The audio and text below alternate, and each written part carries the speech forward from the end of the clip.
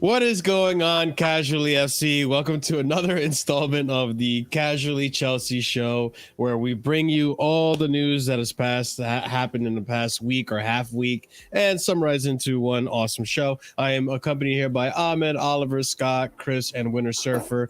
Thank you guys for being here. Just before we go ahead and start, quick admin, make sure you smash that like button if you haven't done so already. Subscribe if you're new to the channel. 60% of you guys that do watch have not subscribed to the channel yet, which I don't know why, but let's go ahead and hit that subscribe button so you get your content streamlined fed to you on your feed. Go ahead, also check out the links in the description below. Leave a comment down below as well. Let us know what you think about everything and anything that we speak about today on a jam-packed show that we have.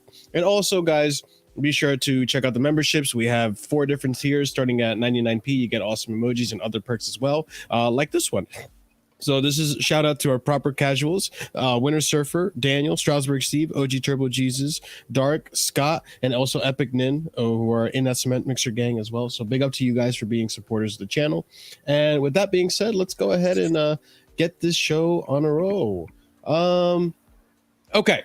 So first bit of news I want to start things off as Thiago Silva. He made some comments recently. I know we were all worried about Thiago Silva and his future at the club, but need not worry. He had some comments that I wanted to touch on. Thiago Silva on why he extended his contract in February. It's not because of money, but because of the love I have for the club. I believe the club needs me at this time, both on and off the pitch, for the reaffirmation of the squad. The other tweet that I wanted to also showcase related to Thiago Silva was this one. Yeah, I don't recall putting this one in the show, but it's okay. It's relatable. Fans player of the season 2020 this season, and then players player of the season this season. So Thiago Silva getting both awards there. Listen, there's other tweets saying too that pretty much his kids are all settled in London. There's no talks of really him leaving. His kids are playing for what, the Chelsea team or something. They have like I guess they're going through the academy or something like that, I believe. But yeah, Thiago Silva, obviously, I think he's gonna stay for a long time. We need him to stay. We need him for next season for whoever CBs we bring, whether Koulibaly stays, Colwill stays, Fofana. The experience of him in that back line, very much needed. I don't know if you guys have anything to really add to this, but I mean, by all means, if you have your 2 cents, go ahead and throw them. I was gonna say, and for example, like what's it called about the wages and everything. Like obviously, I was gonna say obviously that's true because like obviously he went to like what was it 300, 400k to 100k at Chelsea. Like he definitely doesn't care about money. Like that's like clear as day. Like yeah, like he doesn't care about money. It's all about like playing, and I think he does have like a love for Chelsea because he brought him the we brought him the Champions League at the club to do it with it. Yeah. So he does have a love of it. Like he's obviously lost his manager. Like he's had like shit managers this season, but I think he's got to ride out for another season with Poch and see how that goes and see what we can do. If we can win trophies with Poch, I don't know, but yeah, like I think he's just got to ride it out for a little bit longer. Thankfully as well, because I think we still need him. He is a leader. He's a good player. Obviously, he's our best defender. I think he's been one of the best defenders in the Premier League as well. So it'd be very hard to lose him. Like we couldn't really replace him, I don't think either. So yeah, I'm glad he's staying. I'm glad you pointed out the leadership part too, because that's another thing that we did discuss in the last stream. We don't really have many leaders in the club, and yeah, I think we could use more of them, especially the ones that are more experienced. I know Enzo, we see the leader in him, but is he ready to be a leader? Is he ready to lead a team at what 22 he's going to be next season, boys? I think who's 22? Sorry, I missed Enzo. that part. Enzo, yeah. Yeah, so yeah, we have a lot of young players. Yeah, so we have a lot of young players. I would not want Thiago Silva starting in this season. I'll be real with you. Why? Because I think we need to start getting the new young defenders to start becoming our new centre backs, in my opinion. Maybe because like we can't keep on relying on him. We need to also start. We also need, what's it called, in my opinion, the new guys we brought in to start acclimatizing to. Did he? And start actually making froze. There's no point. Oh, am I frozen? Not anymore. No, not you're anymore. back now. Not anymore. You're good. No, I was just trying to make the point that we brought in a lot of these new young defenders in. It's now time for them to start, and maybe Thiago Silva to be much more on a teaching role rather than being the main guy playing alongside them. I mean, I agree with that. I just think I agree because at the same time, like, I don't want to use Thiago Silva as a crutch at the same time. So I get where you're coming from, but I mean, big games, I'm sure you can play him. I'm sure you can manage his time better. I think Pochettino is definitely a competent enough manager that can manage his time better. But at the same time, like, we've seen Thiago Silva this season. Like, he got, what was this, his second injury since he's joined Chelsea? Something like that. Can I also say we have no European football next season? We just have FA Cup, Carabao Cup, and Premier League. Thiago can play like a fair amount still games. Like, I don't think he should be like benched up because I think like before Lampard, I always say like under Lampard defensively we've been awful. Every defenders look bad, but I think that's just down to Lampard's tactics. But like under Potter, like I thought Silva was still like one of the best defenders in the Premier League, like centre backs. Like even the stats backed up, like interceptions, tackles per like whatever tackle, like percentage and all that. But like Thiago was still really good under Potter, I thought. So like you can still start him in like many games, not every game because that'd be pushing it. You don't need to play him every game. Like we have like obviously Fofana, Badiashile, and whoever else. Like Koulibaly hopefully steps up next season too, of course. But if he stays, hopefully, if he stays, I think he stays for another season.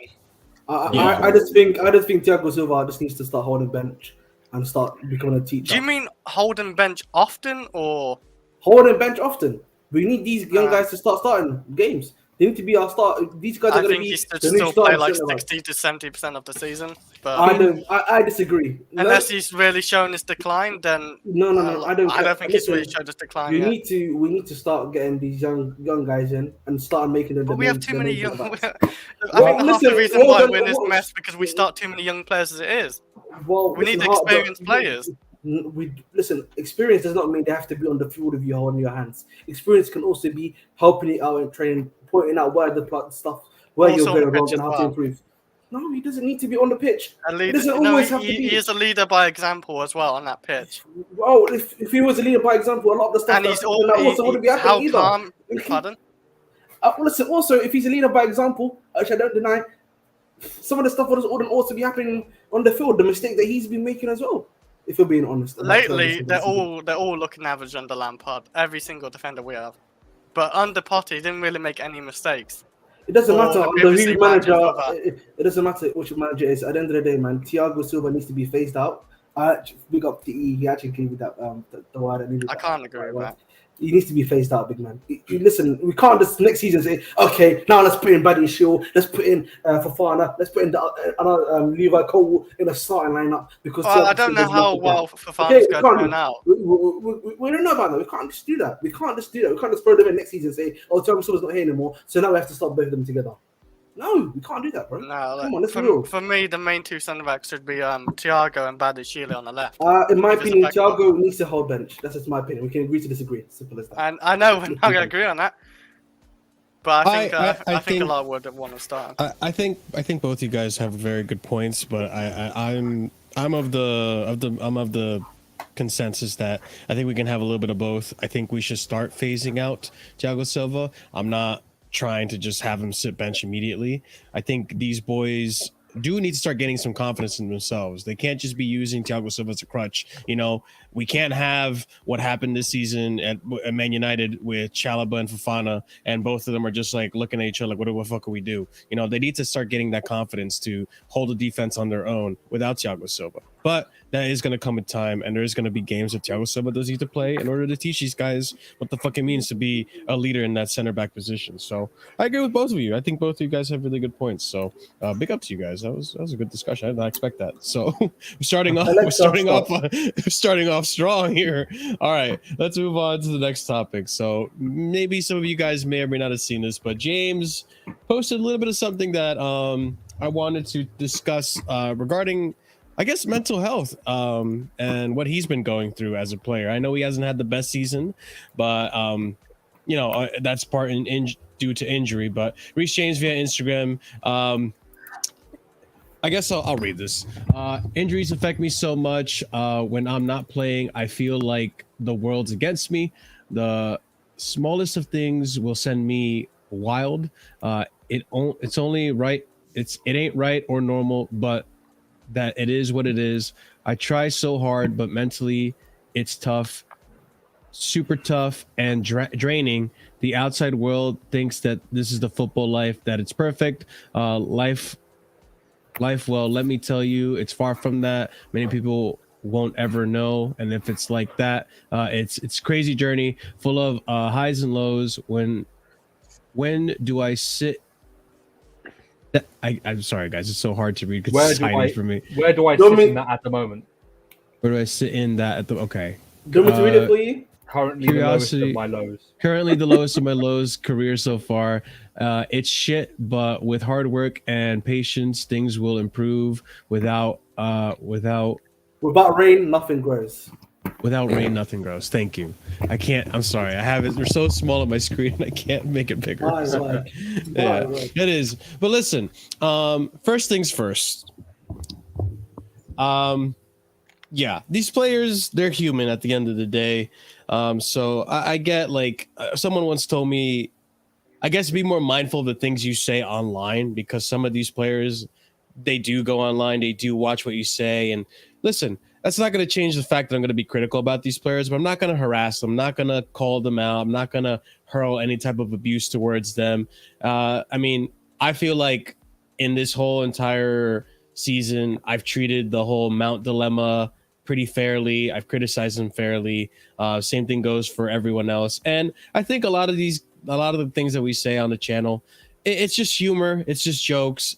Most of us don't actually have animosity towards certain players. At least I would like to not think so. And the other thing I'd like to point out too is that, you have some other channels that do hurl abuse and animosity towards other content creators and other players, minerals. And then they like to say, oh, mental health. Listen, I've said it from the beginning. I've said it now, and I'll always say this. These players are humans. You gotta be considerate towards, how they may be feeling at the time or in a current state of affairs. And I get it. They get paid a lot of money, so you can't feel too bad for them, right? They do get paid a lot of money, but at the end of the day, they're human as well, and they do go through their fucking rough patches. And I'm sure Reece James has gone through a really rough patch, considering he's just been so injury prone this season. He knows he's a big part of the team. He knows this is the lowest the team has been historically. It probably hurts him a lot. So I don't know if you guys have any 2 cents on that, but go ahead if you do. No, I think you just said it perfectly. Yeah. So I there's no issues with him what he's saying and stuff like that. Sure. It's understandable where he's coming from. Yeah. I just think this season, if we're talking about mental health worries, and my sympathy goes with the fans more than the players this season. Yeah. But especially those who have paid home and away to watch this tripe every week, spending not just only on tickets, but travelling costs, cost of living and stuff like that, the sacrifices they've had to make in terms of the time that they had, and just, like I say, watching the absolute dross that's been produced this season. Normally, if this was a normal season or something like that, and I could see where he's coming from, stuff like that. And I still can see where he's coming from, but of course, it's very hard to sympathise with these players this season with what they've produced for us. So, I hope he's able to get better and get fit, and hopefully he comes back strong. We all forget this season, but it's hard. It's still raw. Do you know what I mean? This season's finished, and it's like it's been one of the hardest seasons as a Chelsea fan to actually go through and stuff like that, mentally, stuff like that. So, I think it's brave that he's being honest and stuff like that. I just, for me, it's like if you actually see it from a fan's point of view, we just want the season over and done with, which it is now. But not to ever think about it again. But I think he's just concentrating, getting better, and come back stronger. So. And I think too, to add on to that, it's easy to feel sympathy for someone like Reece James, who he does care about the club. He does care about performances. He puts 110% on most games that he plays. But then there's other people in the team. Like if Ziyech wrote something like this, I would not have felt any sympathy at all. If freaking Pulisic had written something like this, I probably wouldn't have felt that much sympathy either. Came out and said something. I told her to Got fuck off. Yeah, man. I'm surprised you didn't feel something for Ziyech, bro. Man, I mean, I thought you were a Ziyech fan. Well, no, I am a Ziyech fan, but I'm realistic. I mean, he doesn't want to be at the club. He doesn't want to play for the club. Is that so now? So like I am realistic. What the hell? Yeah, I am realistic. What are you talking about, Chris? That'd be quite Gallagher, boy. I think he's like obviously like really... silence. Yeah, silence. Yes.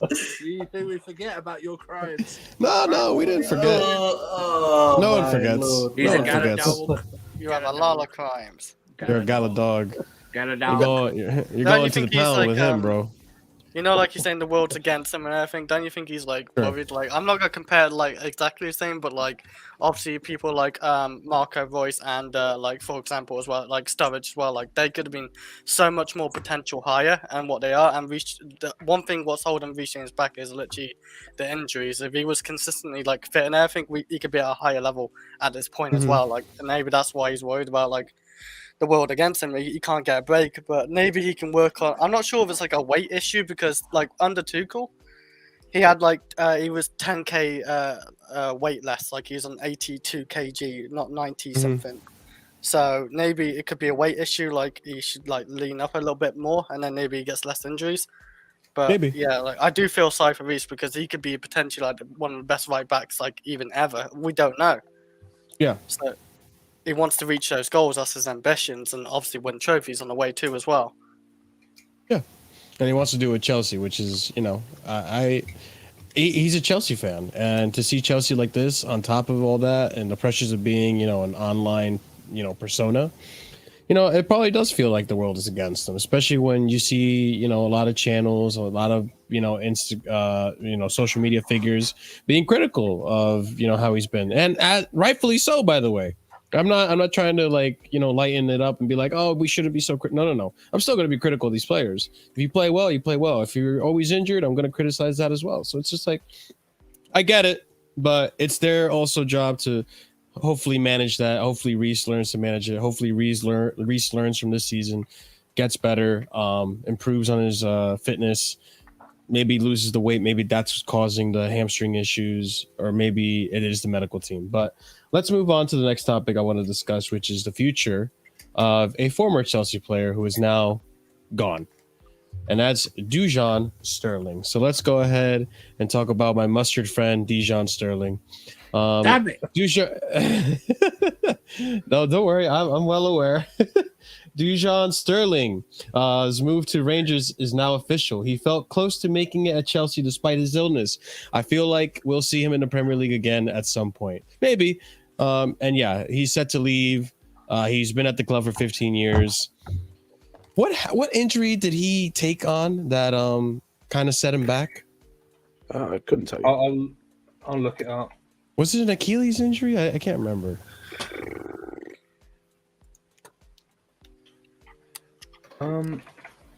Marshall, I'm forwarding you something, okay?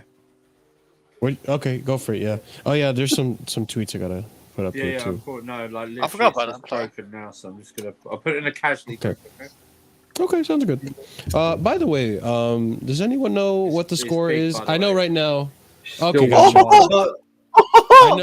I know right now the game is going by. So what happened? It's approaching penalties at the moment. It's approaching penalties. Okay, gotcha. Do we know the injury Sterling got? Yeah, I got you. I'm doing it right now. The group chat, yeah.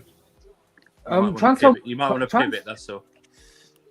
Transfermarkt doesn't say what the injury is. It says he got an injury this season at Stoke, but that's not it. So I don't know what it is. I don't know if it's necessarily based on what they said here. I don't know if it's necessarily an injury. I think it might have been something when he was a kid or when he was a youth player or something, because it doesn't specify injury. It says illness. So I have no idea what it is. I'll be also real. I don't care about this. All power to him. Like whatever the illness or whatever it was, like more power to him. But my man's gone to sit on the bench at Rangers. I don't care. don't care. I'm Oh sorry. my god. Yeah. We'll get to it. We'll get to it. But yeah. So Dujon Sterling leaving the club. One of the many people that are going to be leaving the club in this transfer window. So hey, I wish you the best. Sad it didn't work out at Chelsea. Sad it didn't work out at Chelsea, but hey, that's the club. That's the standards. If you can't live up to the club standards, then we have to move on. Despite sentiment. So. All right, we move on to the next thing, and this is one of our bigger stories, is Poch has officially been announced by Chelsea Football Club. Let's go ahead and get this here. All right, so Pochettino officially becomes the head coach at Chelsea Football Club. Here, you got it here on the Chelsea website. Let's go ahead and move on to some tweets to discuss some details. Some details regarding Poch. So here we go. Mauricio Pochettino has finally signed the contract as Chelsea's new head coach after verbal agreement reached 2 weeks ago. Official statement ready. He's starting his job next week. Contract valid until June 2026. Here we go, confirmed. Also, I did want to clarify because I didn't have the tweet on this, but apparently the reason it took so long for him to get announced is because of a previous deal he had with PSG. So that being said, he was still working, but it was little things that he could do here and there, not officially working. But now he's officially going to start working, I believe this week or tomorrow, right? June. So officially confirmed, Mauricio Pochettino has been appointed new Chelsea head coach on contract until 2026. New chapter for Poch in England, deal valid starting from July 1st. So I guess he's starting July 1st, but not June. It'll be officially July 1st. It's when I have the interview, the photos of him, stuff like that. I think I read it's to do with like PSG contract or something like that. So. But he can, he can't He'll be there before that though, just maybe. Okay. Well, Marshall basically he has a settlement with PSG where he cannot manage the whole 2022-2023 season. That's why he's not basically playing at all. That's why he's not managing at all until July the 1st, basically. Essentially. Okay, so even in June he can't really manage, but he can still do work and stuff. Essentially, yeah. Okay. I mean, he's already. The season officially ends on the 30th. Yeah, and I know this will be one of the things we end up talking about, but he's already doing stuff reportedly behind the scenes anyway. Like he's already having to say this. Gotcha. So Fabrizio Romano, to clarify once again, Spurs have never approached Pochettino this year. He never turned down Tottenham. There were never concrete talks. Poch is excited about the Chelsea project, and he can't wait to build a future with the club. I do have to play this for our boy X, by the way. He's upset with Poch. But listen, the problem wasn't Poch. The problem was Spurs and Daniel Levy. So get that fixed up, Spurs, and maybe he can hold that. They took Jose. Yeah. And they stopped Jose. I can't lie. I know. Yeah, I know.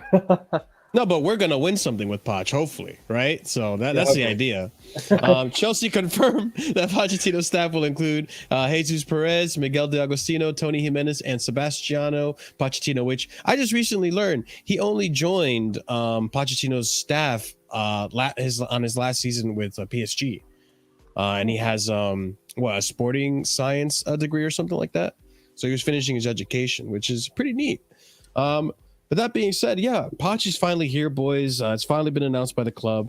He's not going to start, he'd be like pictures taken or interviews done until July, but he will be working behind the scenes. And I mean, I'm sure we've talked about most of the things regarding Poch, but anything you guys want to mention that you're excited about with Poch?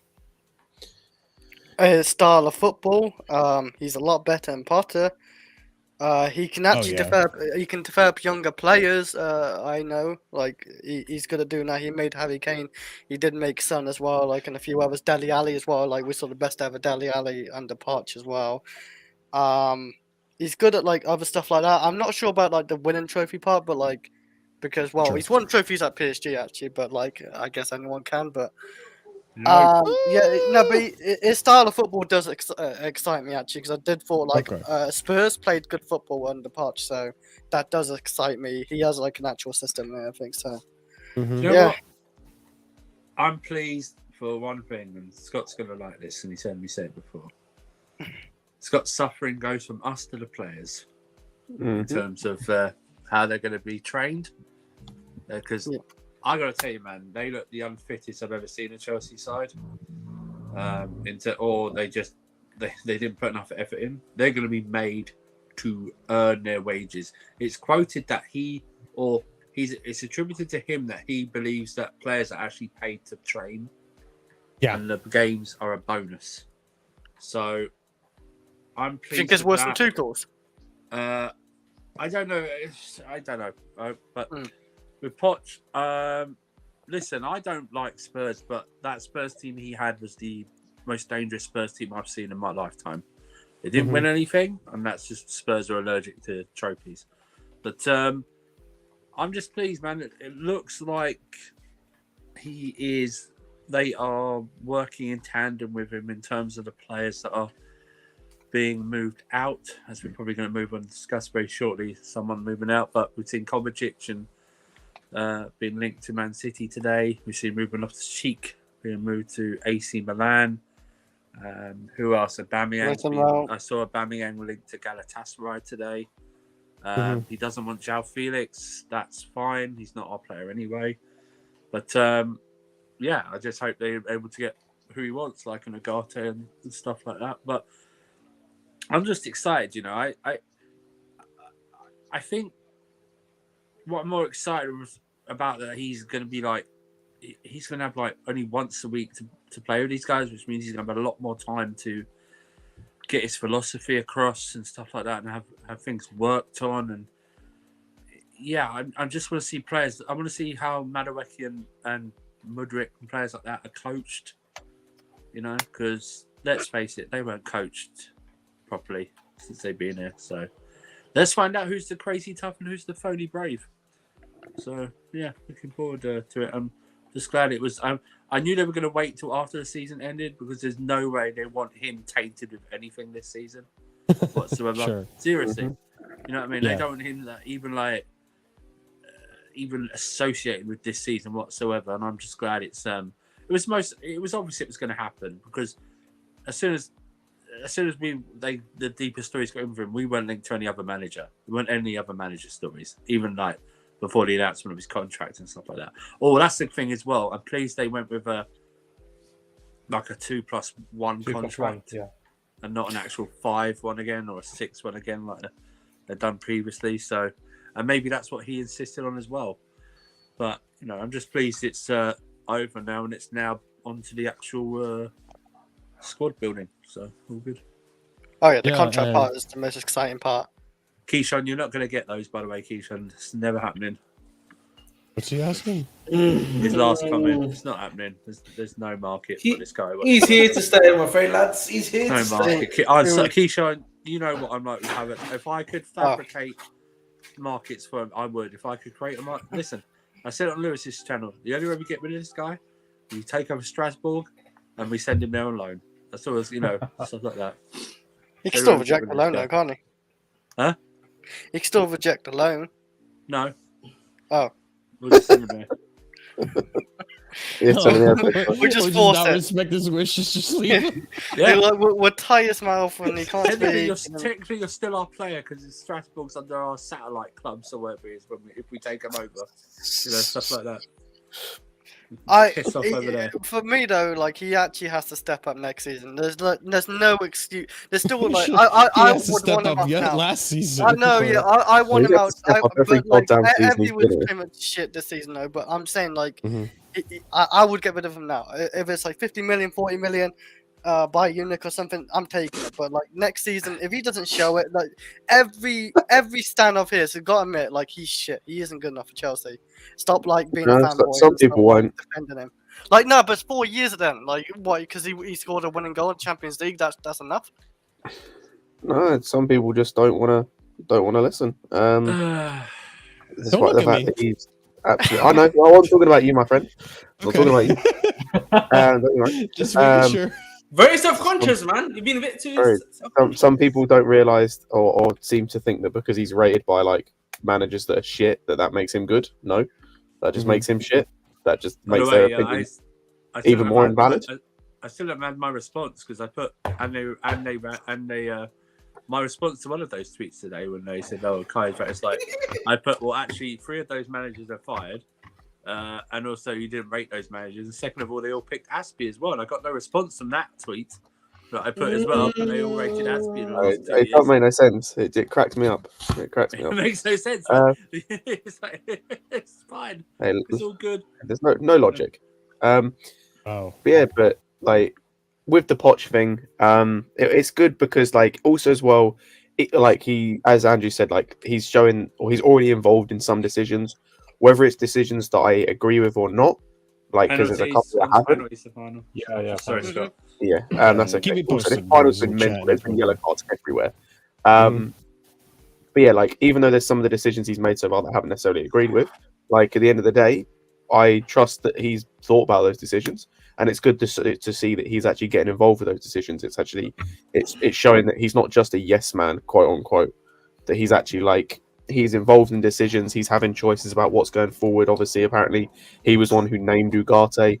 Like Felix isn't coming back because he doesn't want him back. Things like that.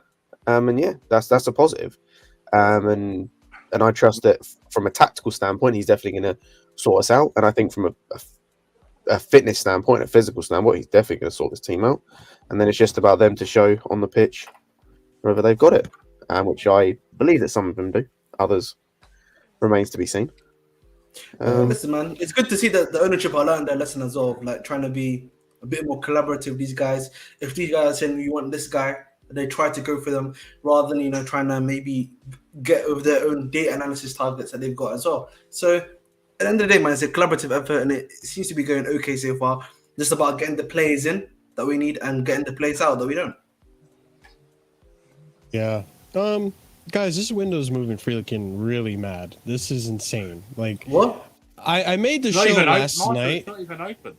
I know, but as soon as the season ended, it's just like it's opening tomorrow, right? Technically. No, 14th. I thought June 1st is the first day. And no. Because remember the UCL. The UCL ends next week. UCL ends next week. The window doesn't open yet until midway through June. Yeah, okay. Well, and also, not even open yet, you're thinking about the 1st of July, which is when like all contracts end.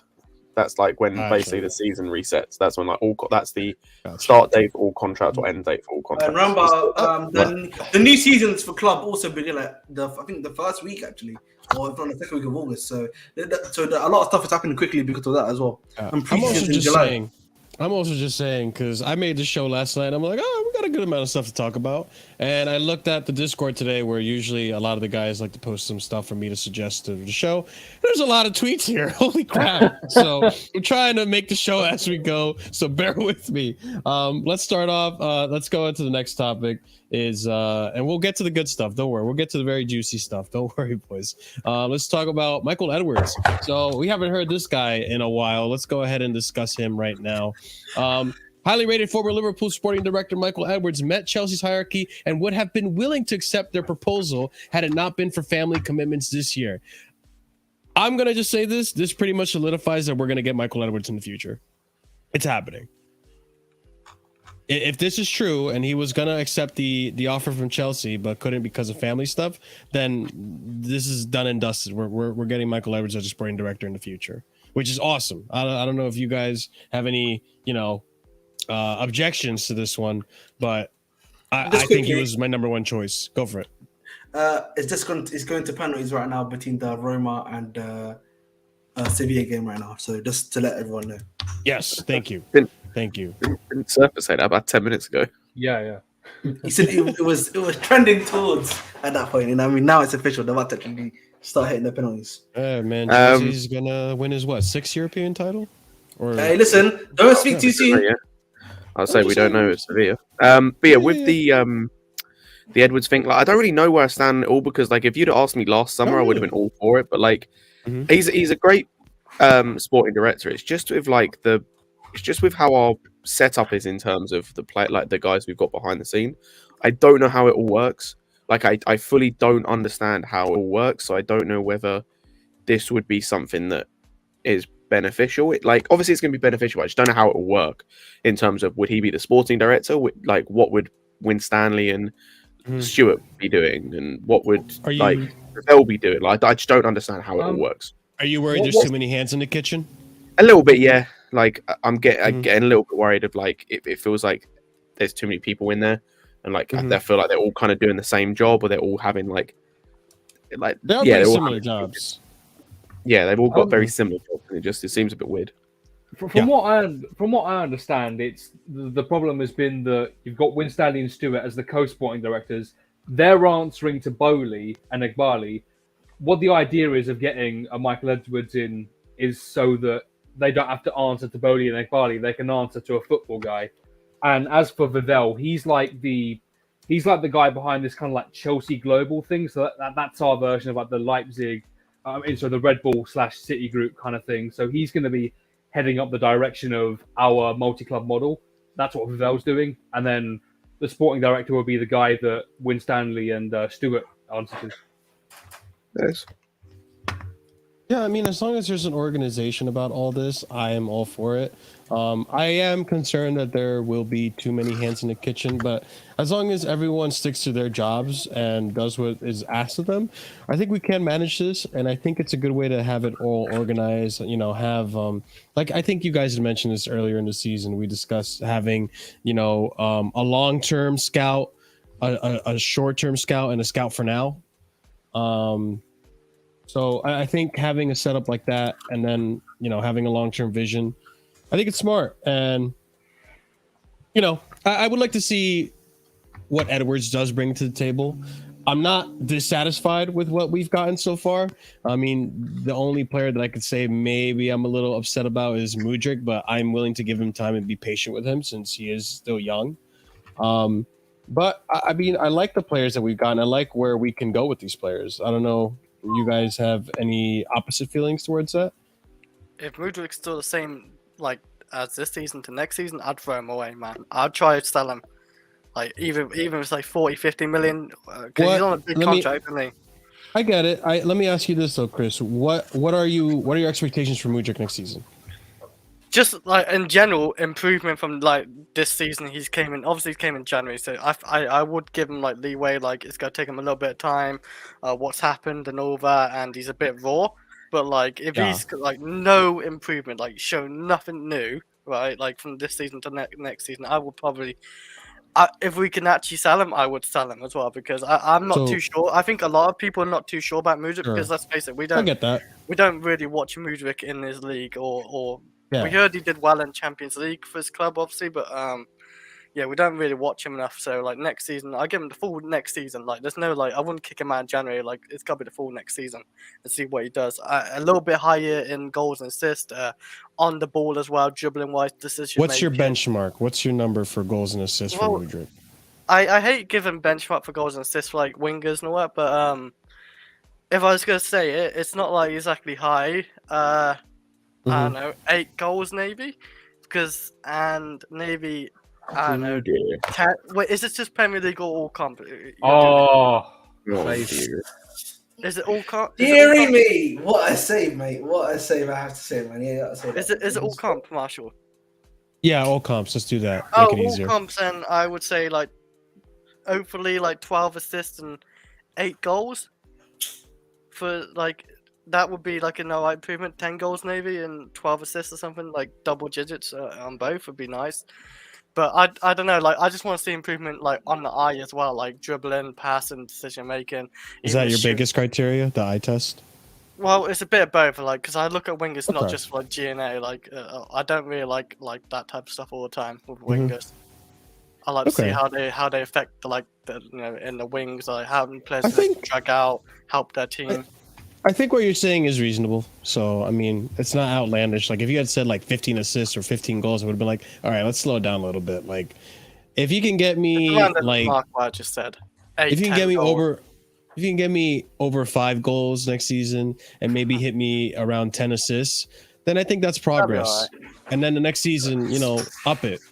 Listen, we're in bad this season. I don't know if you're shaking your head at me or the game, but I'm we're shaking in bad at you, this- big man. I'm shaking at you, big man. Bro, listen, our standards have really dropped. Well, listen, then it's time to make sure the standards are maintained so that they don't drop like last season. That's I'm that sorry. is- I can't. I be having- agree. I can't agree be with having you guys. You can't be But saying listen, this guy isn't Oh Mbappe. my days! Oh my days! It's over.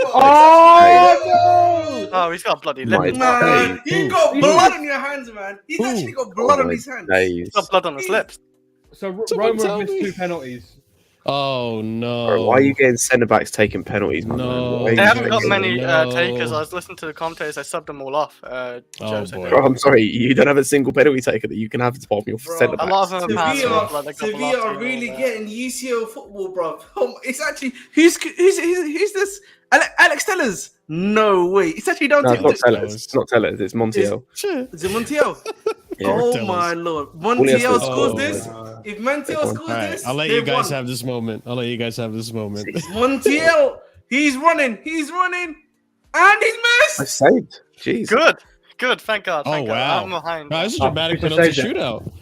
Listen, I'm just gonna close my eyes and pretend like I'm there and watching the I game. Or want Roma something. to win so bad. Come on, Yeah, Drew me too. Patricio, bro. Hey, yo, Oh, whoever my the next guy days. is, you have to hit that. And then Jose deserves this, man.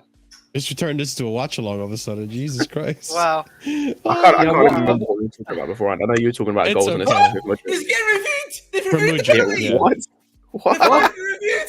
Oh my god. Oh wow. All right, I'm What gonna was try the to offer bring it like? back. It's I'm gonna try retaken, to- you know. It's getting retaken. It's That's getting insane. retaken. Nah, it's not Roma then. It's not for That Roma. Encroachment. sucks. How? Probably. There's, I guess. All right, It's I'm not- gonna it's try to not bring for it Roma. back. But I was saying for Mudryk, Montiel. And it's over. Sevilla have won the Europa League, ladies and good for gentlemen. Sevilla. Let's go. Good I for think it's Sevilla. 7-7. Sucks. I really- something like that. For fuck's sake, man. I really wanted my Tammy Carr to wanted- get I 5 really star wanted- skills, man. No, fuck Tammy. I really wanted Fuck Tammy, man. Fuck Jose Tammy, to win man. it. That bum. Yeah. It's But terrible. anyways, I was saying, like, listen, I'm not gonna try to expect really high numbers from Mudryk, considering how we are as a team as it is right now. We don't know what our striker situation is, and right now our wingers are just poor in general. You know, Sterling, I would say I expect like 15 assists, 15 goals. He's experienced. He's that guy. But Mudryk, considering his age, he's 22, right? I believe. Still learning the game, still has to mature. I think 5 goals minimum and 10 assists minimum. I think that's achievable. And then the season after that, I want to see higher than that. All right, let's just. I want to say something right now, yeah, and I Go for it, man. would like to hope that the panel agrees with me that after what has happened this season, we can never ever let the standards slip to what has happened this season. This has been the worst season in Chelsea history. We have to maintain our high. We have to maintain our high standard, and that also includes the young guys. Well, you can't just say I want 5 goals, and 10 assists. Listen, the wingers that we thought were trash, the Ziyech's, the Pulisic's, etc., they're all leaving the club now. We brought these guys in. It's time for you guys to develop and get the goals. I'm sorry to say that, man. You have to The maintain. thing is, here's the thing. There's the standard that is Chelsea on a normal season. It's 30 goals over 20 assists. No. We're not This asking is for what that. I mean. I'm not asking for that though. What are you asking for then? Our wingers don't need to get 30 GNA. As long as they get. 30. No. He But said I'm just that. saying, like, in a Marshall. striker. Like, let's just say Oh, yeah, we Marshall. bring in a striker. Yeah. You know? What I'm trying to say is that as long as they get something like 20 GNA, 15 GNA from a winger, it's normal. I feel like that's achievable. It doesn't need to be all goals. It can. A lot of the time, you want your wingers to provide the assists. I get where you're It's coming not just from. like- but just- that's 20. Well, hold on. 20 GA. That's the expectations I'm putting on Sterling, not Mudryk. Mudryk is not going to be starting every But game. 20 And if he GA, is, that's a shame. 20 GA is achievable over 3 competitions, bro. You're playing the FA Cup, the Carabao Cup, and Well, the we Premier don't know how much you'll be playing like every competition member. Come on, let's be real, guys. I don't think 20 what Ahmed is saying is out of the order. No, it's not. But- Listen, Go on. if we set Mudryk let's say we set Mudryk in all competitions, 8 goals and 6 assists for the season, right? 14 GNA, right? I don't see why that shouldn't be a healthy target for him to try and develop. I don't see why, and then we push up. That's where I'm getting at. Now when it comes to Sterling's different. Sterling is an experienced player. I'm looking for. Well, the assist will be lower because he's not really an assist. He's a goal scorer person. But if we bring in a striker, Sterling anywhere he should be trying to achieve, and it should be expected of him to reach anywhere from 15 to 20 goals in all comps.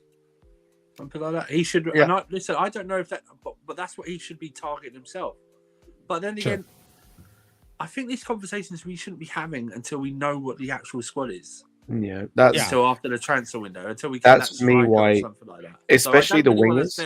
I don't really want to set targets for anyone yet because we haven't actually completed the transfer window. So setting targets for people at the moment is unrealistic, given the fact that I don't know what Poch's favoured starting 11 is going to be, or front three, or anything like that. So to set anyone targets like a Mudryk or anything like that, I would suggest we leave off till the actual start. I would also agree with that for the wingers, especially because we don't know how the wingers are going to play in the system. We may have, like, Pochettino may want his wingers to be way more creative, which means if we're setting a goals tally for Mudryk to hit, he may never hit that, but he may hit, double figure assists, which is equally as good. So if we're setting targets, I'll set targets for the Nkunkus, the Havertzes, those, or the new striker we get. For the wingers, I need to wait and see. All I'm asking is better performances. Right now, I could give a shit what goals and assists you get. I just want better performances. I want you to look like a football player. That's the minimum. Like that's my base level I'm setting at. Look like you are actually a professional footballer. Because there were some players we didn't, or there were times when certain players couldn't even deliver that. They could not even deliver looking like a professional footballer, and I can't be having that next season.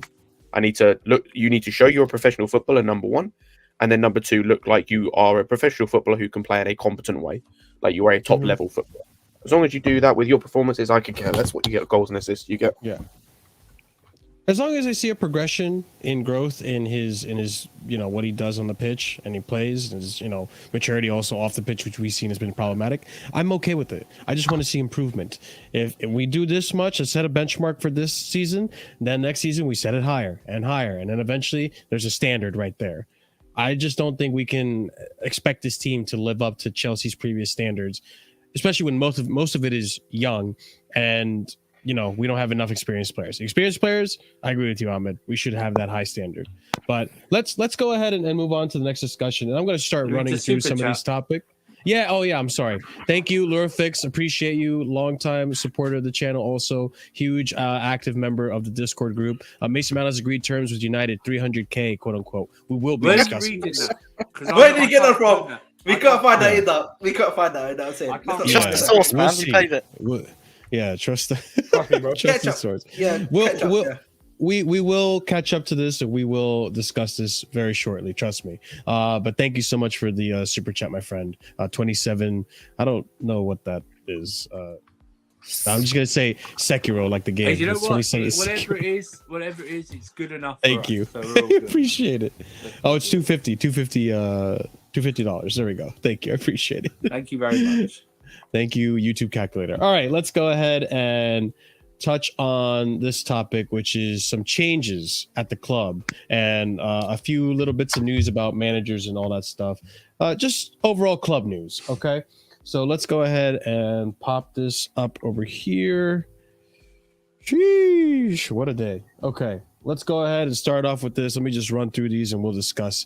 All right, so first tweet I have here. Todd Boehly had a 34 million pound bid turned down to buy a 75% stake in Portimonense. He is thinking of raising the bid whilst also has George Mendes looking at other options. This is referring to the multi-club model that we're looking to do. Oops, wrong button. Okay, here we go.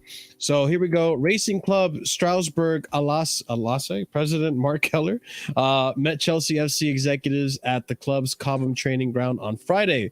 The takeover process may accelerate in the coming weeks now that Strasbourg have secured their League One status for next season's campaign. So this is a French team. So we're looking at a French team and a Portuguese team. Now, relating to other things, Chelsea have been overhauling their medical department since Todd Bowley and Clear Lake Capital took over the club last summer. The number of changes has been point of discussion in the dressing room, which we discussed. All right. Other stuff related to the club. I'm led to believe Chelsea's recruitment plans have not changed despite the fact that they're not going to be playing European football. They're consistent with their players they're targeting. That's coming from Dave Ornstein.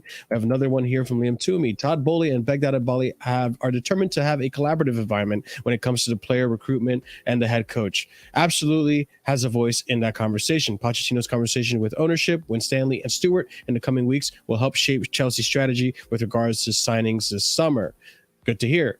Bowley and Clear Lake want to change the approach regarding contract negotiations and salaries. They wanted to alter this and lower the risk.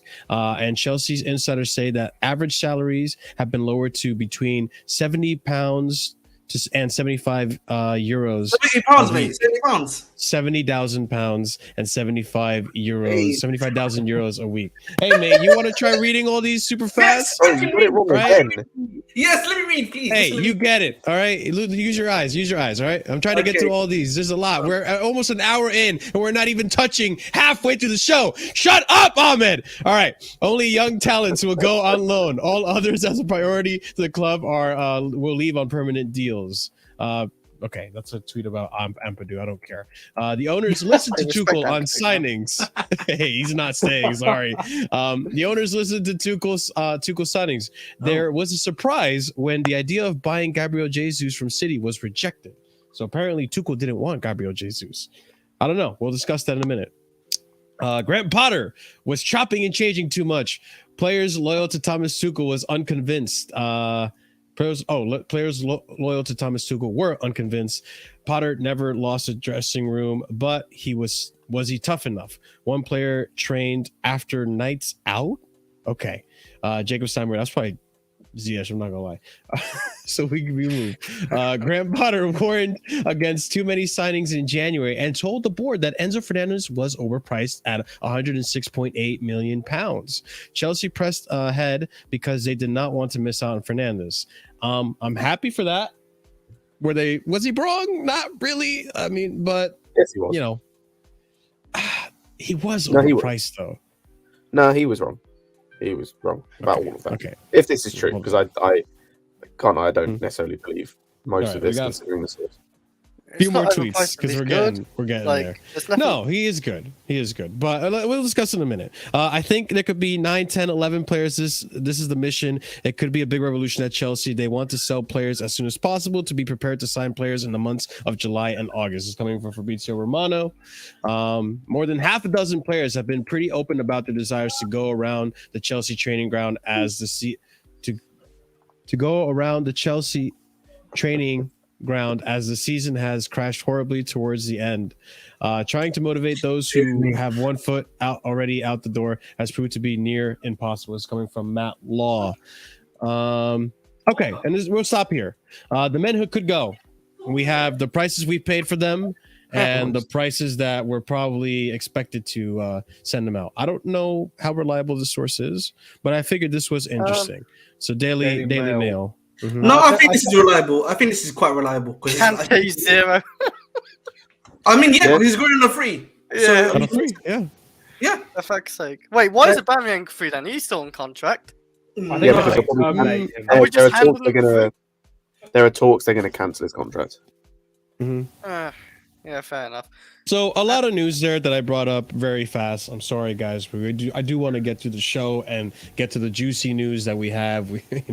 But to summarize, we're getting another club, 2 potentially, one in France, one in Portugal, which is awesome to hear. There's progress being made there. It's looking like we're going to be working more coordinating more with the manager and the staff, and there's going to be more voices to be heard. That way there's a more cohesiveness there.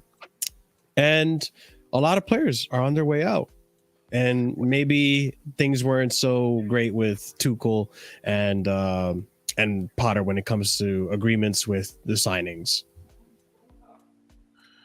I'm pretty sure we paid. As I said, a lot of the stuff with Tuchel and Potter, I just don't care about and don't necessarily believe massively. The stuff with the clubs is nice to see. Like, I just want that to be set up as soon as possible. The fact Strasbourg looks like it might be the first one is good. That's a very nice market to have in terms of in the French league, and it's a solid French league club. That's a club that you can do things with. Like, it's a league that's going to be good for development. Like, that's a solid club to have under your kind of control. With this, I'm just looking at some of the sales and just how much we're losing money on some of these players, and it just fills me with so much pain inside everything. Hey, Mendy's a profit. Mendy's a profit, right? No, Mendy's not a profit. If we managed to make the same amount of money back on Mendy that we signed him for, that's incredible, by the way. That's insane. With the Mendy, I was going to mention, didn't we pay like 12 to 15 million, not 20? No. We paid 20. We paid 20. No, it's legit. It's legit. But at the same time, boys, like, you got to remember, like, we paid for them and we did run down their contract, so we did get something out of them. Oh yeah, the Kovacic one, for example. Like, we run down his contract. We've had many good years with Kovacic. He's helped us win trophies. Like, even in Champions League, he was good in that midfield as well with him, Jorginho and Kante. But yeah, like, Kovacic on his last year. How old is Kovacic? At 28? 29, I think. He's 29 now. So on his last year at this age as well, like 35 million. If we get 40 to 35 million, that is still good. I will miss Kovacic though. Kovacic is a great player. I'm not sure if he's still got the legs or nothing, but yeah, he will be missed. Pulisic won't be though. He's only good for t-shirt sales. Pulisic was.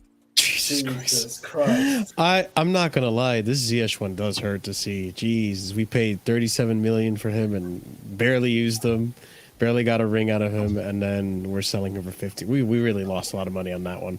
I'm not even joking. That transfer window might be the worst one we've ever had. That 2020 or 2021, whatever it was, transfer window. I felt like 2017 was worse. That might be the worst window we've ever had as a football club. That might top the fucking drink water Bakayoko one.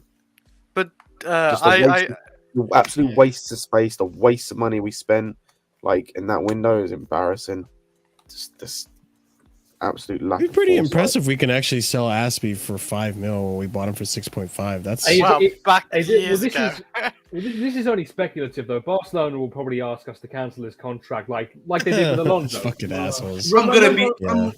No, I don't think so. With Alonso last season, we had to cancel his contract to then get him there and then get Aubameyang. They didn't want any part of paying for anything, so yeah. True. It's freaking wild. We are not selling Mason Mount for 75 million. There's no way a club pays. 1 year left as well. Hey man, Chris. Hey, stay tuned, Chris. We might need a call back, Mourihno. Chris, stay tuned to Casually FC because you might be wrong on that one. No, we'll discuss it. I refuse to believe until I see it. That's how it's going to be. I'm going to see. Yeah, it's fair enough. That's how when it's going to be. Mason Mount gets announced and you see him in a different t-shirt. Fucking hell, man. Johnny's going to be in some breakdown like when that happens. He's going to do a space. He's going to do a YouTube video after. We will be there. We will be there. I think a lot of people. We will be there. Chris, who cares? And let's talk about positive other things and not negative people. I'm sorry, when I think about Mason Mount, I think about him. Well, that's the point. Pause. Why are you thinking about him, bro?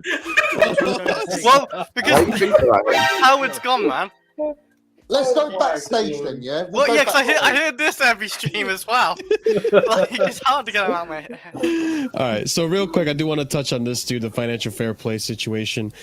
So if Chelsea want a £100 million striker, they absolutely can do that. But once you do 2 or 3, that's where it becomes important with outgoings. Everyone in the football club, in the football world, talks about £600 million spend over 2 windows, but the costs are amortized, which I really, even our own fans saying this against us too, which is ridiculous, but okay.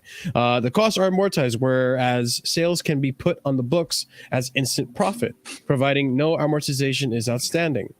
We must consider new income from the non-footballing side. The new shirt sponsor will be an increase, and things like the preseason tournament will all bring in money. Remember, wages are also doing going down as some players agree to a wage decrease if they didn't get Champions League football. Plus, further down the line, the multi-club model will put different complexion on the books. This is coming from Ben Jacobs. Can I just say something quickly? Go for it, man. So there's some additional information. So I thought I do hate this fact. The FFP stuff that I was we all concerned about is for the Premier League. I thought it was for the European one. That's the one that I was thinking, oh, that's the one we have to worry about. But apparently it's the Premier League one. And as you know, with Everton, it's taken them 3 years now to prosecute them and just give them charges on Everton's deal in 2020. Yeah, I say these charges as well. It took them 3 years to charge them, and they're still messing about with it. Yeah. Like, it's going to take them ages, and they may not even be charged. And I can't lie as well. The difference between us and Everton, and this is probably what isn't going to help Everton, is they're broke. We're not broke in any stretch of the imagination. We're not broke, struggling for money, none of that. Exactly. We're fine. They're not broke anymore, actually. They actually got brought. We're not broke. They got brought by Everton are broke as shit. They are in so much debt. Like they just been brought, Scott. They just got brought. No, I get it, but like so I'm saying it doesn't matter they got bought. They've got so much debt. If they'd have got relegated, they'd have been fucked. They would have been fucked as a club. Scott, you know the situation Valencia's in. It's nearly that bad for Everton. Fuck, that's bad then, yeah. Oh my god. That's why they want the owners out, because they're broke. Like, or not broke, but they're in so much debt. Their club is just falling apart. What were you saying, Chris? I was going to say, like, aren't a lot of clubs, but it's depending how bad they're in debt, then I guess, like, because Liverpool's in debt, Man United's in debt by quite a bit as well. Like, a lot of clubs are. Chelsea Liverpool's not. Yeah, Liverpool's not in. No. It's the level of debt. Yeah. Chris, it's the level of debt, though. It's the level of debt. Like, so if you look at United's debt is basically the same amount of debt that they got brought for. And the ownership are just not paying it off, but I think it's just like a little bit more. But the thing is, the ownership is not paying that, and they make enough money, and I make enough money to also eventually pay it off, right?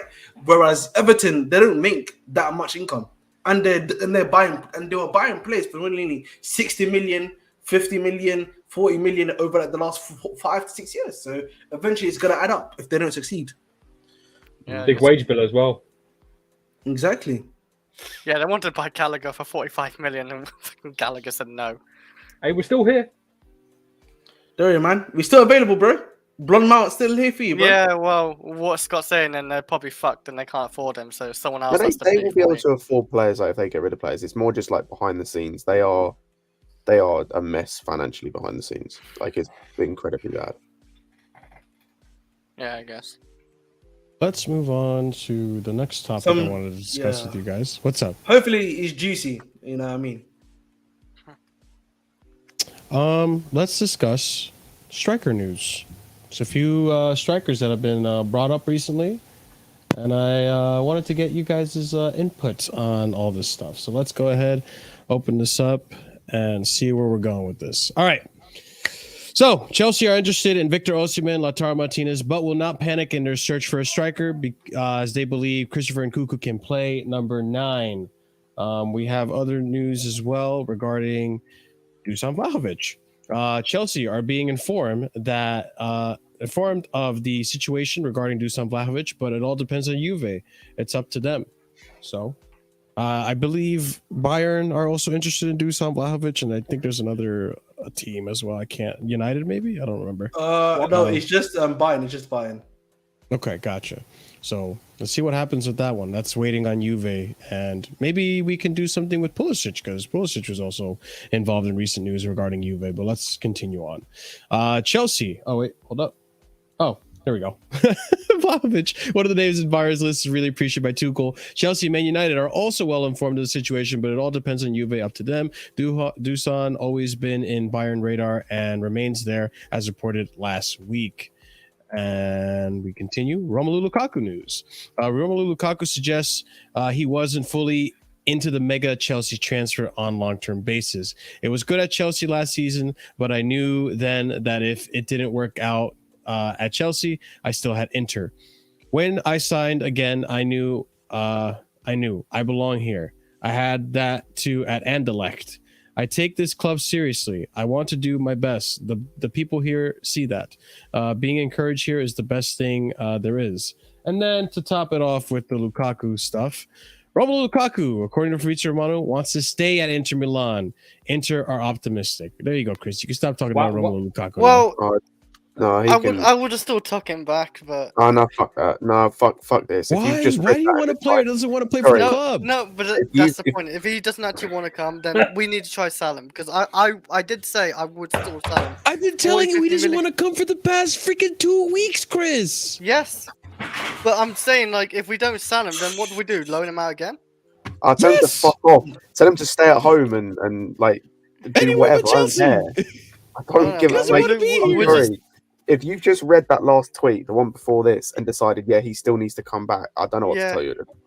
Like, he doesn't want to be here, then that's fine, but we need to sell him then. This guy is an arsehole. Like, fuck him. I'm not too bothered about him being an asshole, to be honest. But... Let's continue. All right, Ivan Toney stuff. Okay, FA released reasons for Ivan Toney's betting breaches. Made 16 bets on his own team to win 15 different games. Bet 13 times on his own team to lose 7 different matches. Did not play in any of these. Okay, so that's good. Good to see. He's also been diagnosed with a gambling addiction. Which, hey man, addictions are real. So I'm not gonna roast him for that one. But Jesus Christ, that's so much. Bro, I love it. By the way, you know those I found this out as well. You know those 13 times that he bet on his own team to lose? Yeah. That was while he was on loan from Newcastle to, I think, Peterborough. And it was on Newcastle that he bet to lose, which I think is a fantastic fuck you. Like, that's so petty, and I love it. Like, the team that you've been sent out on loan from that don't think you're good enough to play for them, you decided to bet against them losing. I think that's fucking great. He's a funny guy, man. You know what I mean? Like, right, he doesn't give a shit. I need to know what was behind. Like, what was he thinking when he's making these bets? So, like, you know what I mean? Money. No. Like, oh, I think he's a bit under the weather today. Cheeky £20 bet. I think they can get a win today. Really, like, I don't know what his whole process behind it, man. I need to know, man. Seems like a decent guy. Definitely not £20. Definitely not £20. What do you mean, bro? Hey, listen, man. £20 wages these days to keep it at £100, £200. So you never know, man. I mean, I don't bet. Can he get in this much trouble? Can he get in this much trouble for tiny bets? It must have been huge bets. If he's getting in this much trouble. He made 200 and something bets. It wasn't just like one bet. No, I'd be saying in total it's like 200 and something bets. Like, no, I know that, but like the amount. If it was small amounts, I don't think it matters. Betting. It doesn't matter, bro. I just think he liked betting. Well, Shakara. He definitely did. He definitely did. No, I don't think the money really mattered to him. I mean, over a year, literally over a year and a half, bro. Like, he's been 200 something times. Crazy, man. Yo, man, that gambling addiction, guys. When the fun stops. That's jokes. Boy, he can't do no more now. Just fine. What do you mean? He can be bad for 8 months. He's not playing, so what? He can bet now. Yeah, he can actually. He's chilling. Would you take him at Chelsea then? Yes. So okay, you take him at Chelsea. Would you sign another striker then? Because no, I'd be willing. There are ways around it that don't involve playing Havertz up front. Like there's like you could. I'd happily see Nkunku as the 9 for 6 months till January. If it meant then from January onwards we can have Tony as the number 9 and Nkunku as the 10. I'd happily take that. You know what, man? I would take Dash of Fafana playing in the 9. All that, yeah. Like there are ways around it that you can have someone else there for 6 months. While I'm just scared Kai will play up strike if he comes and he'll fill it in. I am praying Pochettino, bro. Please. Don't I'm on my knees, pause. Yeah, I'm on my knees, pause. Please, bro. Don't let Havertz start in the 9th position, man. Please, bro. Don't do it, man. Just don't do it to us, man. I can't watch another game with him being at 9 for us, bro. I can't, please. Oh my god, let's see it plays at number 9. Oh my. Chris Gal, remove Chris, man. Remove Chris. No, it wasn't him that said that. But I don't know if I get that far. Hey, I just read it. Hey, chat, yeah. But just Keyshawn, get time out, Keyshawn, bro. Time out, Keyshawn for 5 minutes. He deserves that, bro. A 3-minute time out for you, Keyshawn. Oh, you can't have opinions. Ahmed. Oh, look, you know what? Thank you for reminding me, man. Hey, listen, man.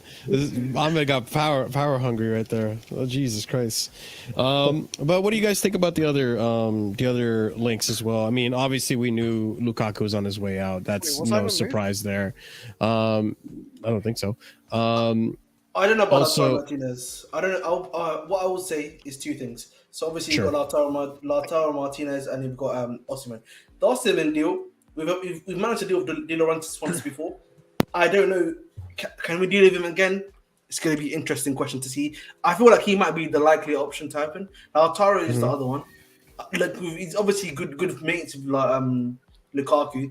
I don't know if he's going to be attracted to come to the club after what Lukaku is saying happened. You know what I mean? So I also don't think that Lautaro would be good enough for Chelsea by himself. He would need someone. I think Lautaro only works if there's a Lukaku. He's another second striker. We have too many of these already. Yeah, I would say that. And then with Vlahovic, look, I you guys know I like Vlahovic. I think he'd be awesome for Chelsea. Will he fit the system? I don't really know. That one's tough to say, to be honest. But I mean, it's up to Pochettino really at the end of the day. Okay, hold on.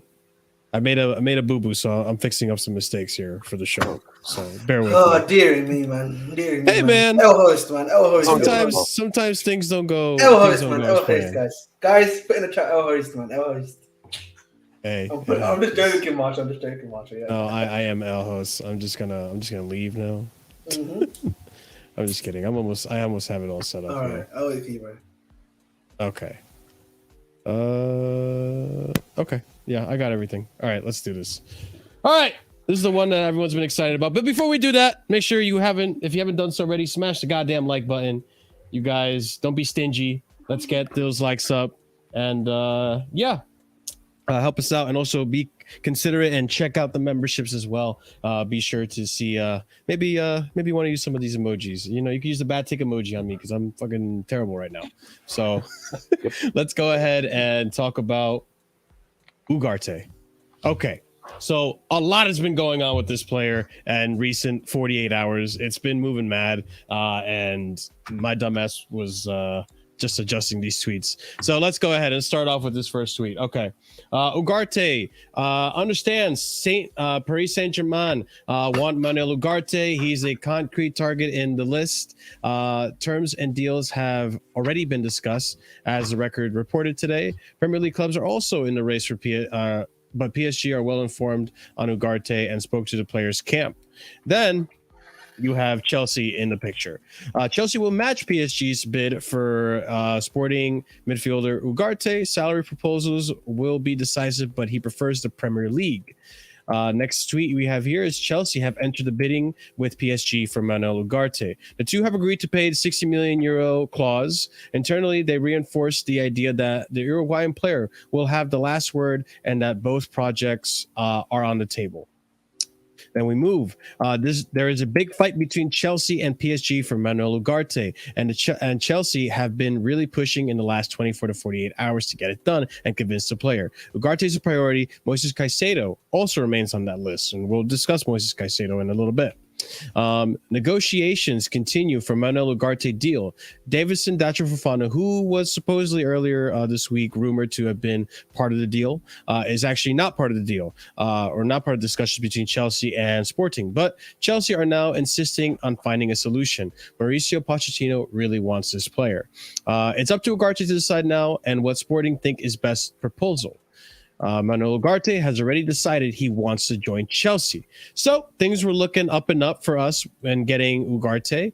And then there was a little spanner in the mix. PSG are willing to settle on the 60 million euro fee for Manuel Ugarte in 2 installments, while Chelsea want 5 payments of 12 million euros. The other main difference is Chelsea offering 5 million in add-ons after the David Dacho Fofana loan offer was turned on. Was turned on? What? Okay. This is according to Portugal, so we got some conflicting news there. Although Manuel Ugarte prefers the Chelsea project, PSG has offered him a salary of 5 million euros a year compared to the Chelsea's 2 million euros a year. Mauricio Pochettino wants Ugarte and has called him, trying to convince him. We move on to the next tweet. Todd Bowley was present in the meeting yesterday. He met with Manuel Ugarte, George Mendes, and George Chiane. He was presented with a 2 million euro annual salary, though a long-term deal in order to soften the investment, spreading it over several years, reducing the impact of spending and UEFA's fair play. Ugarte saw Chelsea as almost done deal, but it is now reticent over his future after seeing the disparity in wages. Everything will be solved in the coming days with the new round of negotiations set to take place between club and player. PSG also offered Sporting to pay in 2 installments of 30 million, whilst Chelsea offered it over 5 installments. Whoops. Mauricio Pochettino called Manuel Ugarte to try to convince him he wants to stay. Try to convince him to come to Stamford Bridge. And the latest update on Ugarte. Sources have said that they are unaware of anything bad happening in the deal as of now. They are also confused as to why people are making such a big fuss over the normal negotiation. Okay, so if I understood correctly, that 2 million euros a year over 5 years, I guess 5 payments, that would come out to be a wage of 50,000 pounds or 50,000 euros a week, right? Am I incorrect in saying that, ladies and gents? Sort of in and around that, yeah. So, Jesus. I mean, It's low. it is low. But what Marshall? What I was wondering with that was that Yeah. we have the wage decrease for the Champions League. Is that is this 2 million per year with that in account for the upcoming season? Because it could shoot up to that 5 million if if we do make the Champions League. I don't know if that's taking that into account. That may be the case. I understand that the 50 million is low, by the way. I do want to point that out, but it could be a negotiation tactic. I think for me, obviously, listen, Record Portugal, they're obviously like a big paper, right? But Sure. there's also going to be some level of what's the word, trash journalism, if that makes sense. Where Hyperbolic. Hyperbolism, exactly right. So we've known for a while, and Fabrizio has even said this, that Chelsea are offering half of what PSG are offering in wages. So we've already known this for quite a while. Sure. The other thing for me also is that if you're offering 50k, 60k a week, or roughly around about there, that makes sense to me, in my opinion. Because PSG are over trying to attract him via wages. They don't have the other stuff to attract him by. What else do they have to attract him by? Chelsea have the London look, obviously a rebuilding team, a product to offer to them. Whereas I'm not sure PSG can offer that to them. On PSG have the Champions League for next season. That's the only thing, really. True. I mean, that is. I think, considering that he wants Chelsea, he wants the Premier League move. We have that on our side when it comes to leverage. So I think I am inclined to believe that this could be just a tactic for trying, because no club is going to come into the negotiation table and offer you exactly what you want. They're always going to lowball you a little bit, right? I mean, this is not really a little bit. This is kind of a lot of bit in my opinion, but it's very likely that it's just a negotiation tactic. We might come in with a better offer, and maybe it'd be more enticing for Ugarte to come in. I don't know if you guys wanted to. Sorry, I didn't hear what you said. I'm going to repeat what you said because on the other side. Go ahead, Scott. I don't. As long as we get the deal over the line, I kind of don't care about what we offer him. As long as we don't offer him stupid wages, then that's fine. But like we had a similar thing, or not a similar thing, but we had all this kind of stuff to do with Enzo as well, and it went through. So I just want to see what happens. It's a bit odd. I find it a little odd that we are offering such low wages in the grand scheme of things, but I understand why we're doing it in terms of if their aim is to get the wage budget down. But yeah, I don't know. As I said, as long as we get over the line, it's fine. I just don't really want to miss out because I think that it worked with the Enzo thing and it worked with like the Mudryk thing and things like that in January. But if you end up like going in with such like what could be described as a lowball offer and just get embarrassed a little bit, then it's a little bit of a bad look. And maybe might be a bit of a reality check. Yeah, I could see that. Aside from the news on Ugarte, I did do some research on him, and he is impressive. But this might be my hot take of today. We'll see. I did want to ask you guys to at least show me the light on this. Okay. I actually have been doing research on Ugarte. You and me might fall out if you say what I think your take is going to be. I've done some research on Ugarte quickly, Marshall. I actually did some research. So I was doing a little, I was trying to do like a little video on Ugarte actually for myself. Oh, look at you, man. Yeah, so he's actually, I think defensively, he's very good. That one thing that I will say about him, defensively, he's good. Like, he's got 1.65 blocks per 90, 2.18 interceptions per 90, 4.63 successful tackles per 90. He can even take on people 1.53 per 90 successful take-ons as well. The only thing really for me, even pass completion rate is 91.6 per 90. The weakness I could probably say is just his strength, really. That's the only thing that worries me. Well, maybe and his height, that's all that worries for me. So I'm gonna ask the chat this, and you guys on the panel this as well. Yeah. For me, do you guys in the chat, especially the ones that had the Jorginho agenda, do you guys expect Ugarte to be better than Jorginho? Because like here's the thing. Here, let me just land this real quick. And I'm not saying that he can't be. Of course, he's young, and there's always going to be room for improvement. But I was looking at some of that Ugarte stuff. I don't think he's as good as on possession as Jorginho would be. Look, I guess what I'm saying is, like, do you think he's gonna replace Jorginho and improve on that Jorginho hole that we left? But I'm looking at some of the traits that I saw. I don't think his possession is as good as Jorginho, but that's okay. Heading wise, and one of the things that Alex brought up, which I thought was pretty important, is having a DM that can win headers in on the pitch, on the midfield from goal kicks and such. He's not an improvement on that. I don't think he doesn't have the creativity that Jorginho provided, and goals wise, he's not going to bring you any more goals than what Jorginho would have, which is okay. I don't expect that. And again, I'm not opposed to this, but like I am just so used to like the fans being like, oh, Jorginho doesn't do enough. He's not creative enough. Doesn't have enough assists. Doesn't have enough goals. I'm just so used to all this like. The DM has to be able to be a goal-scoring DM and has to be able to have, high GA as well, which Ugarte's not going to be that guy. So Marshall, from what I researched on him, they're not even the same type of sixes, firstly. Ugarte's a much more a destroying type of six. He's someone where he'll probably be he's able to go forward, maybe do a little bit of pushing forward a bit, but for him it's about taking on these guys, tackling interceptions and that sort of thing. But even the tackles, he does get a lot of fouls. Yeah, but listen, then that just only shows that he's very aggressive and he's young. Sure. You can always train that out of someone.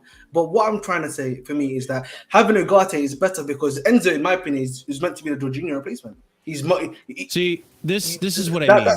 This is not true. Like when it comes to possession, he does the same thing Jorginho does. He just passes it back. He's not as progressive as people would like to think he is. But you don't need it. It's not a bad thing. It's not a bad thing. That's fine. You guys understand. I know you guys understand. I've got to be honest with you. I don't need him to be exactly. Thinking. I need him to get the ball and pass it 5 yards to Enzo. Also,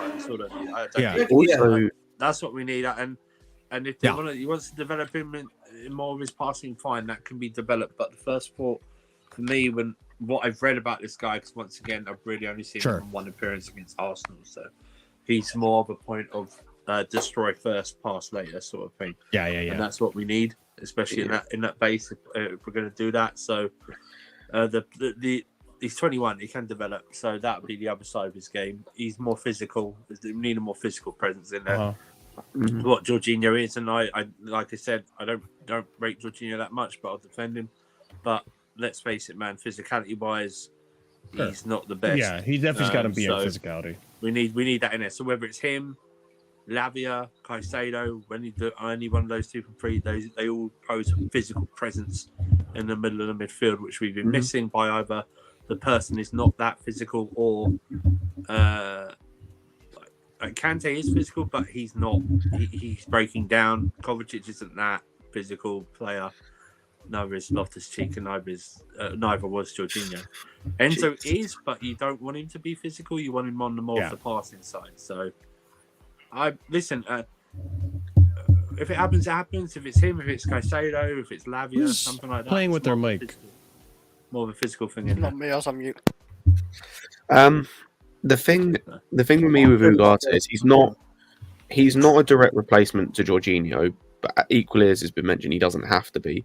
Because the thing that Jorginho was so good at, was amazing at, was the first phase of build-up. That was the thing that we really lost when he left, was like that the progression from the defense to the midfield and like having the option there, knowing where to be at all times, knowing where to direct the ball in terms of like gesturing or whatever.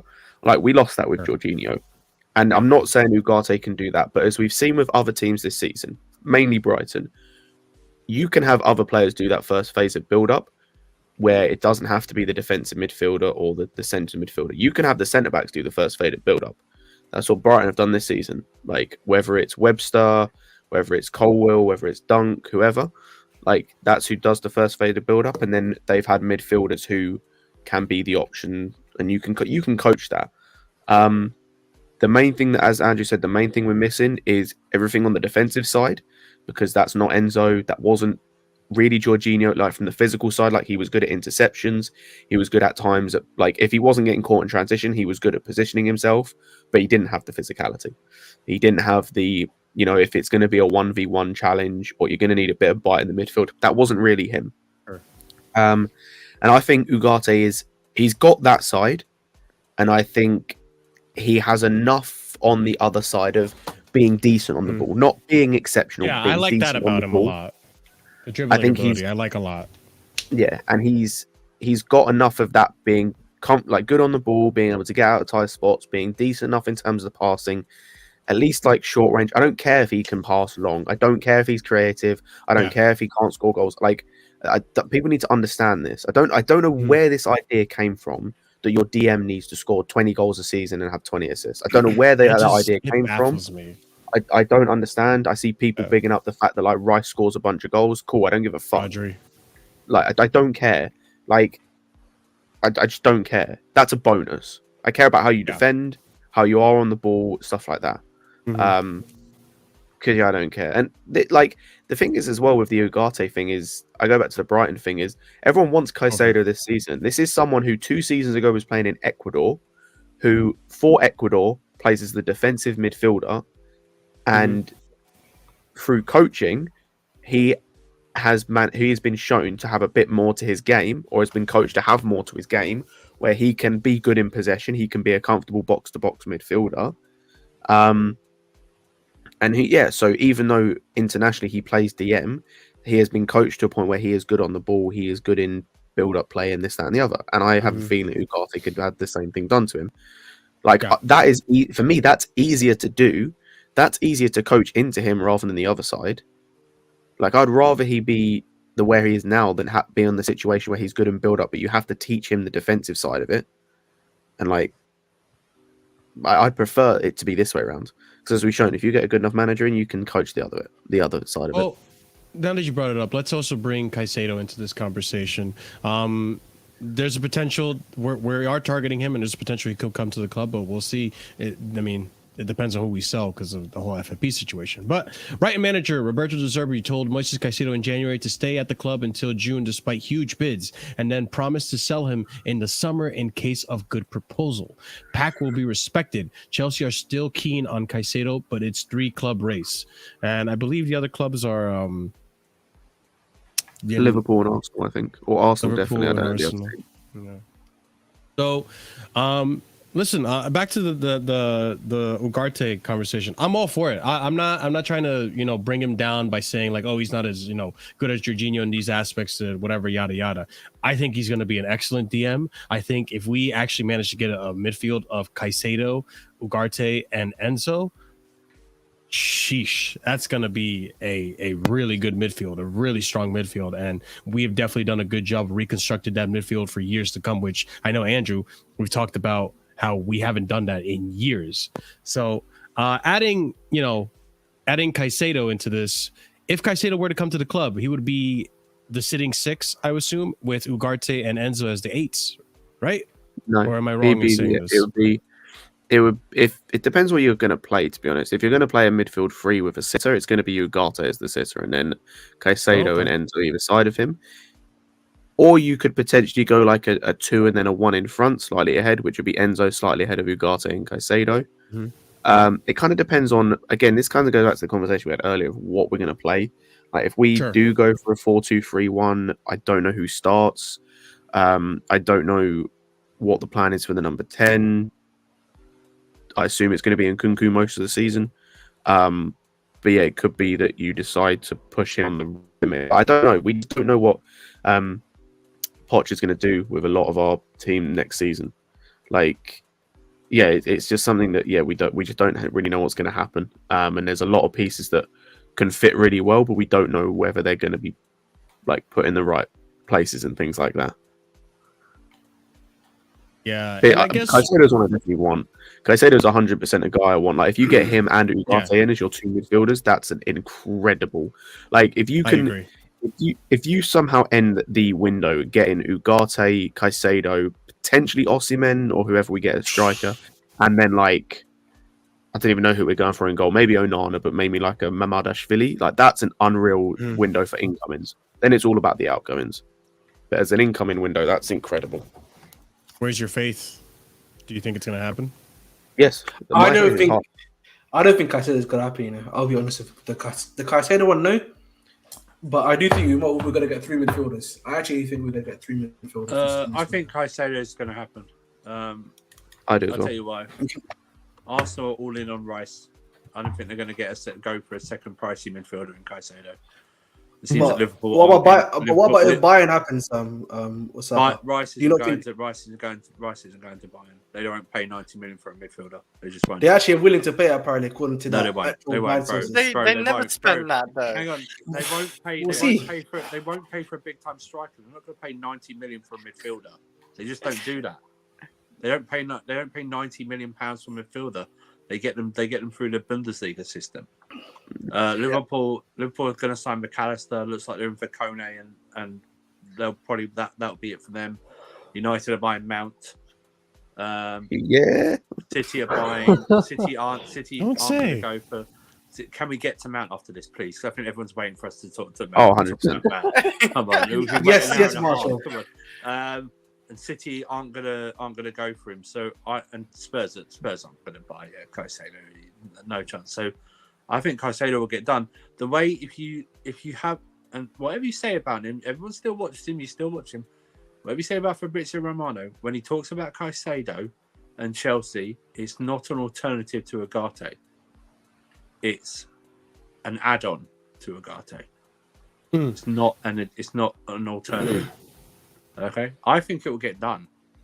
The way, Andrew, I'd say the way I look at it. I just think I've lost my train of thought. Go ahead. Sorry. No, I apologise. I was just going to say, Caicedo. The thing is, Caicedo is definitely leaving Brighton. That you can say 100% is happening. He is 100% for a fact leaving Brighton. Yes. Therefore, he's going to have to go somewhere. And like you were going through, then you have to start going through the clubs he can potentially go to.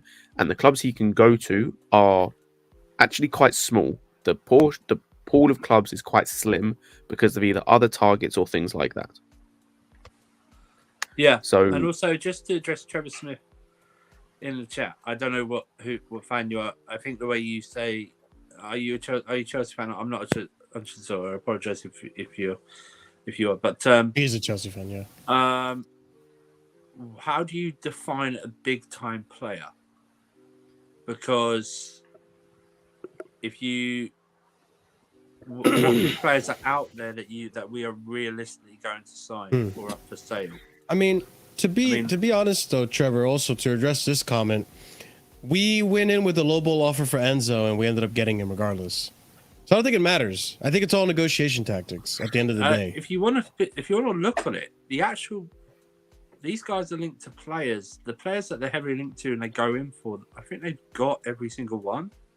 Yeah. If I'm not mistaken. Whatever you think about the signings that turned out so far, they've actually got every single one. The Caicedo links to Arsenal, they're non-existent right now. They're all on Rice. They're not on Caicedo right now. Caicedo, there's links. There's not any concrete links to anyone at this moment in time. But I wouldn't rule out Chelsea going for Caicedo at all.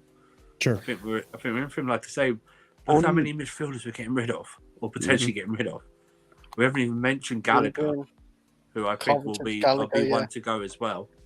You got Kovacic, Mount, Ruben Loftus-Cheek out the door, Zakaria back on loan to Juventus. You got the Kante situation, right? They don't know what they're doing with Andre Santos and Chukwuemeka, and Gallagher's up in the air as well. So we need more than one midfielder coming in. Can I ask you a question? What's it called, Safa? Just quickly, yeah. Do you think just Ugarte and Caicedo is enough? Because I think we need another one. If you do this in a two-man midfield, it's obviously one of them's going to be paired with Enzo, right?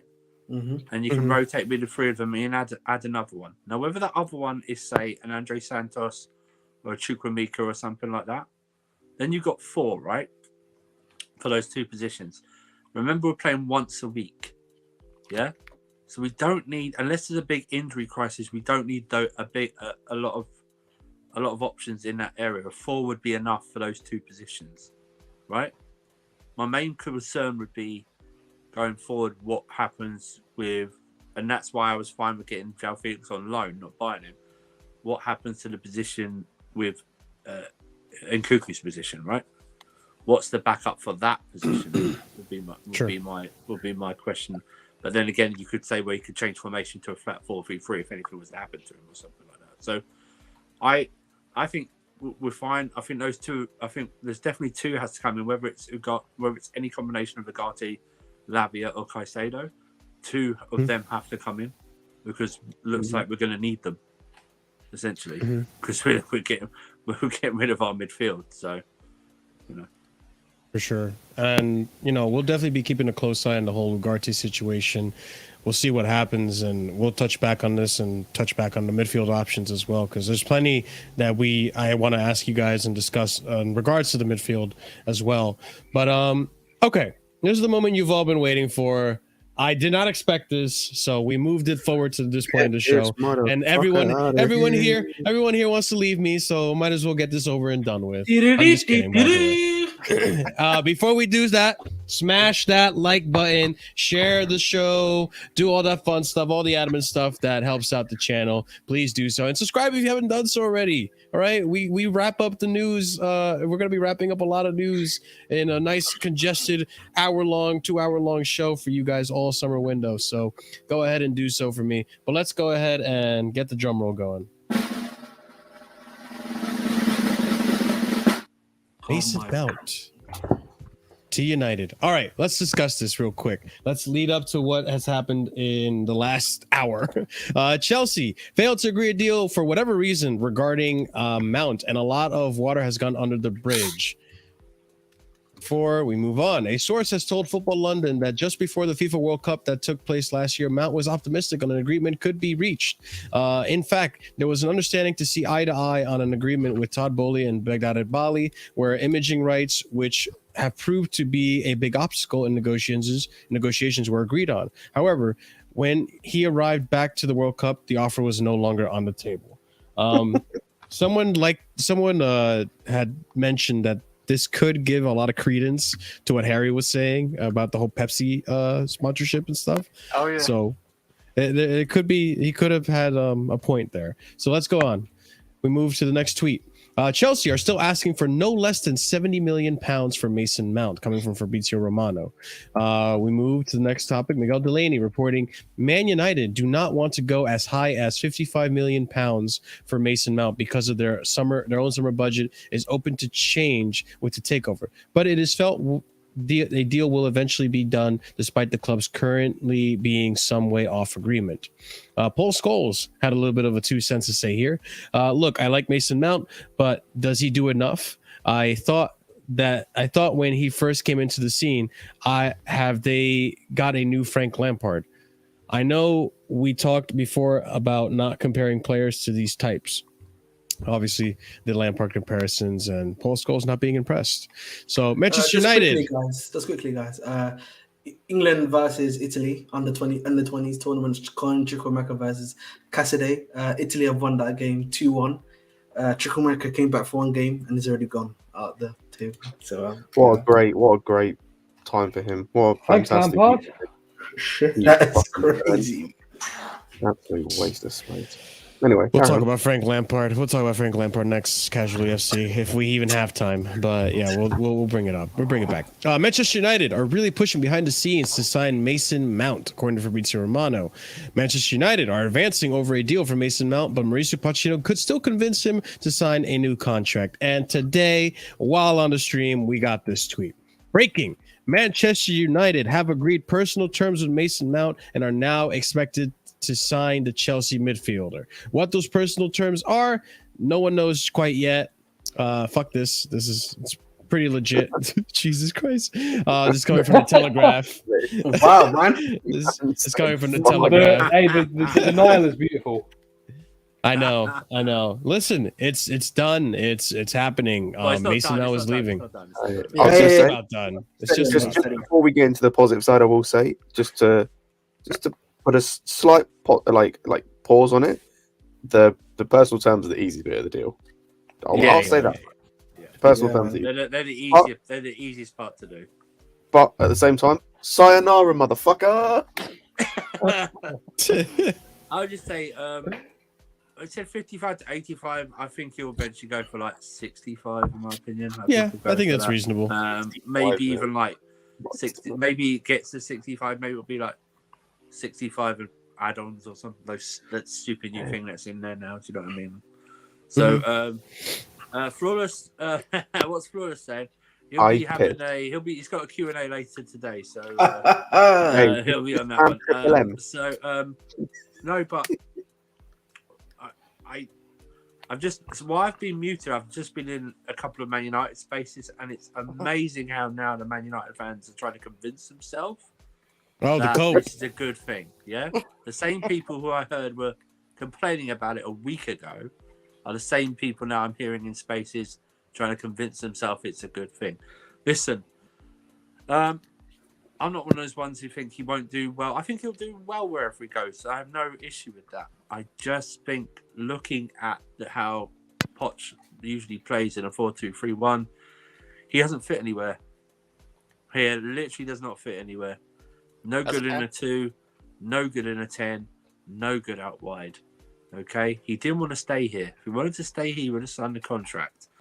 Like Reece James, Broha, and Trevor Chalobah have done.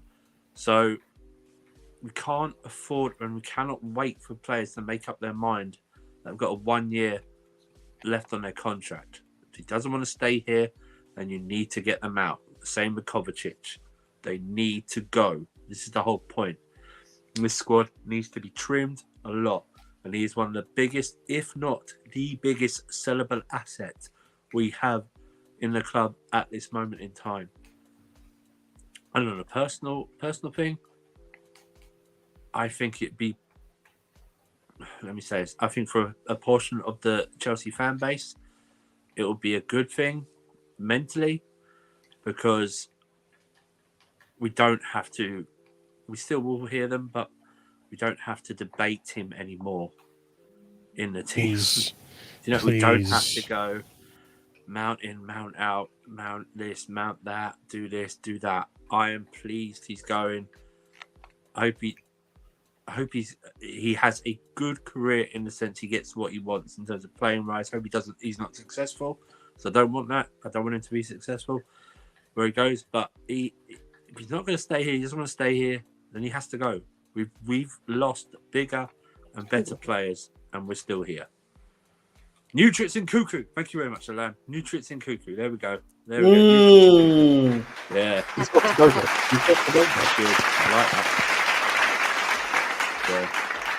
And Cuckoo for president. Hey, yeah. Also, when you go over to Sarcasm City later, spam MM7 Mason Manny Mount in the comments. Yeah, Money Mount. in I the missed chat. it. We need to see it. Mason Mount, the number 7, that iconic shirt. It needs to They happen. haven't got a number 7. Yeah. Oh, yeah. That's right. They haven't got number 7. Oh man, I wish emojis could transfer over to other channels. I just have you guys spam the Mason Mount emoji. That would have been perfect. That'd be so perfect. I'm so listen, man. I'm not happy, of course, that any player leaves, but I just think for me in general, it's over now, man. We don't have to worry about this nonsense anymore. Everything's finished. Khalas, inshallah, fam. I'm not really too bothered. Like we've lost bigger players, like even Mata, where he had an unreal season, and I maybe because I wasn't on social media back then, but I don't think it would be nowhere near as bad when Mata left. It did hurt me seeing Mata leave, but Mason Mount, he's not. There's nothing unique about Mason Mount. There is other players what can do what he can do as well. So there's nothing really unique. He has to improve as well because he isn't that player, end player, or he wouldn't. I don't think. Does he even start for United though? He must do. No, he doesn't. Who cares? Well, why would they spend 70 million on a player? Chris, don't question it. Listen, that's out of our hands now, That's bro. not our question to ask. That's out of our hands now, bro. I got a question, Ten Hag, if he wants to start him in his No, team. nope. Is that good enough for you, Ten Hag? Hey, man, listen to the Hag, bro. No. Ten Hag's in back. Do your thing, I bro. was gonna say, here's what you do at Ten Hag: you knight him, give him a statue outside Stamford Bridge. Mason Mount's very close. I was told today Ten Hag have spoken in length in person. I just saw you guys' tweets. Main driver behind the deal, so Ten Hag spoke with him, as well as right here, Jacob Steinberg reporting. I am told United players are expecting Mount to join them this summer. There is an agreement on personal terms, but no feet agree at Chelsea yet. Expectation is that Mount signs for United. Liverpool were favorites not so long ago. Hey, man. I thought, great, man. We're going to see this guy hucking the ball and not through balling the wingers and nothing. He's got to be not making his great decisions. If this happens, by the way, just for pure bliss, I need to see him and Bruno Fernandes. Oh, you know what? I need you guys see him and Bruno. Yo, hero ball together, man. Hero balling it together. Mamma mia. That is something I need to witness. I need to watch a game with him and Bruno in the same team. Imagine those two in the midfield, in the midfield three with Casemiro. Casemiro's on a yellow, and you got them two giving the ball away.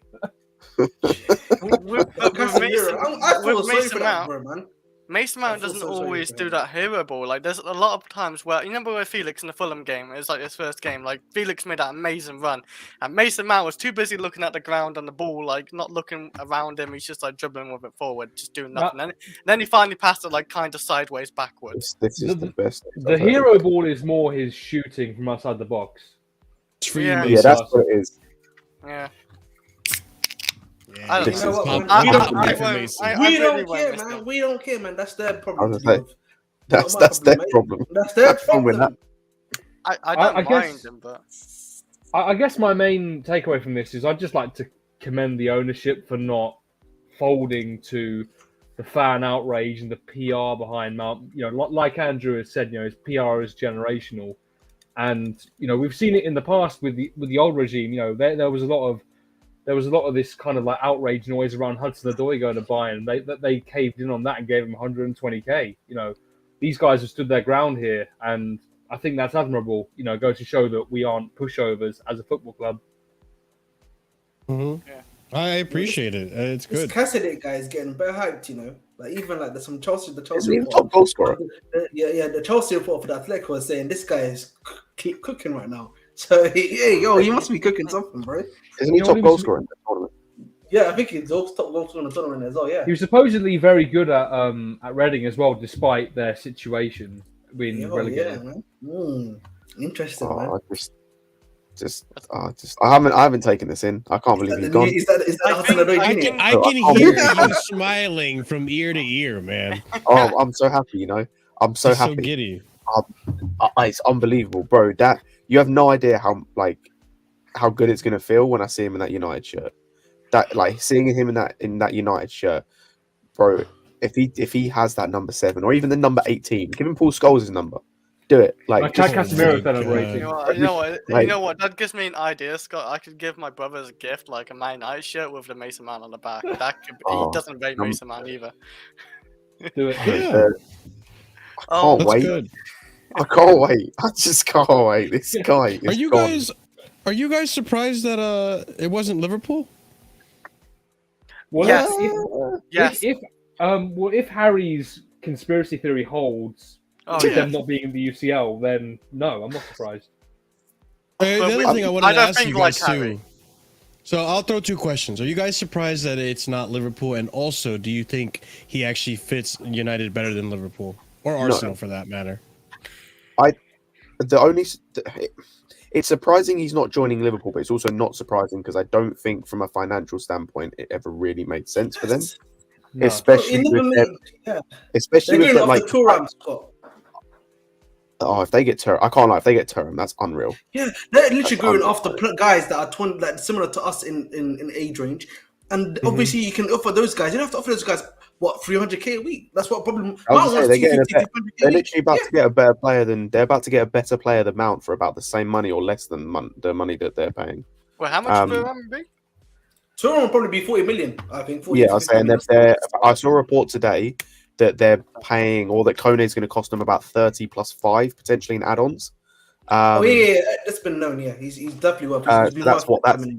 So if he goes, that's what 75 mil you've just spent on those two, and I think McAllister they're buying for like 60. I want to say.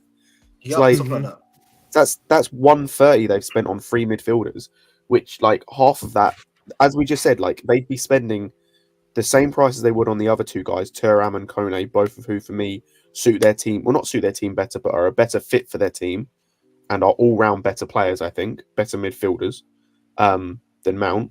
And they're getting a guy who, as an attacking 8, is much better than Mount. And again, is going to cost less money. So, like, they're chilling. I hope they don't get Kone. You know, I hope please Chelsea, bro. No, they can get Kone. I don't want them to get Thuram. Thuram's the one I want them getting. If they get, for me, I don't know. I haven't watched Thuram that much, even though I do watch League One quite a bit. I haven't watched Thuram, but Kone, that's gonna be a bit painful for me. I want to know Chelsea. Can't lie. Yeah, it's gonna hurt, man. Oh, you want him? Yeah, I want him at the club. He's doing really well. Okay. He's the winger, right? No, he plays like in a similar position to Kovacic in the 8. Oh right, okay, never mind. That's why I thought. Yeah, if you can bring in Ugarte and then you bring in like Caicedo as your other guy, bringing in a Kone is not a bad option. Switch between each two. I'm not gonna lie, Ahmed. Our midfield options next season are looking really nice if we get Ugarte and Caicedo. I know we'll have like a nice bench too, because we'll see what happens with the youngings, but we'll have like, you know, I'm watching Santos potentially, Caicedo potentially, Caicedo highlights. Chukwuemeka. Watch these guys, man. This Caicedo highlights hitting. I can't lie to you, bro. He actually looks pretty good. But damn, we'll see. I'm excited, guys. I'm excited. It's a new page for Chelsea. Maybe we're heading in the right direction. Hopefully, we are. I think we are. And look. I listen. It's finally been done. One of the most polarizing players in this Chelsea squad is finally on his way out. I wonder who the next one's going to be. Hopefully, there's not a next one. But no. The next one's already here. It's Havertz. Marshall. Actually, yeah. Have you noticed? No, this that's season, not aimed at you. That's this just aimed at season- general. He's the next. No. Have you noticed this season with this ownership? Yeah, the top 2 most controversial players in the club have both left, about to leave. Well, one of them's left, and the other's about to leave. Like Jorginho left in January. Mount looks like he's about to be on the way. It's literally the 2 most toxic ones. Even Havertz for me, it's not that much of a. There's a consensus that's at least getting there. But the other 2, it was the most toxic fan bases are all going. So hey man, But like, Jorginho deserved better, but we move. What are you gonna say, Scott? yeah, it's just like, as you said, it's just. I think people need to understand now as well. Like, if he leaves, obviously it's not entirely confirmed, but it's getting there. Hopefully, if and when he leaves, like, and when Havertz leaves as well, because I said he's the next one. This fucking mentality with players and just all of this nonsense with like just supporting players, like it can fuck off, it can die, it can go away. Like, it doesn't matter what player it is, it doesn't matter who it is in general. Like, the club comes first at the end of the day. Like, as I said earlier, there are decisions that Pochettino has made already that I'm not a fan of necessarily. Like, I think Felix was a guy we could have brought back on loan and would have contributed. So I'm a bit annoyed we're not bringing him back. But at the end of the day, it is what it is, because I've got to trust what Pochettino's doing. Look how quick Felix. Look how quick though we're moving with these departures. It seems. Exactly. Mhm. Yeah, too quick for me to catch up. So the window isn't even open. The footballing season has not even ended, right? We still got 2 like 10 days to go, right? And it's like, listen, if Havertz goes, I don't know what I'm going to do in terms of celebration. I don't know. I don't really want to know. I'm begging something happens. No. I feel like something very inappropriate is going to happen. Bro, sir, Can you both take the day off? Can you both take the day off if that happens? I will. I'm gonna. I will be here. Don't you worry about that, Marshall. I'm gonna put in a short notice holiday and. Please just make sure. Yeah. Just make sure I see from above the waist and you have clothes on, okay? That's not gonna happen. That's all I ask. Someone's already tried to do that. Hey, yo, man. Hey, yo. It's not gonna happen. Oh my god. Jesus. Well, all right, hold on. Scott, you did touch on it, and I do want to talk about this. This was a topic that I wanted to mention, and I know some of us have other commitments, so I want to make sure I get this in before we end the show. Felix not staying at Chelsea. This is actually wild to me, but let's go ahead and discuss it. All right. I don't agree with it, but we'll move. All right. So PYS, Fabrizio Romano saying here, Chelsea and Mauricio Pochettino have decided to trust Christopher Nkunku over Felix playing behind the new striker they will sign. Next tweet right here.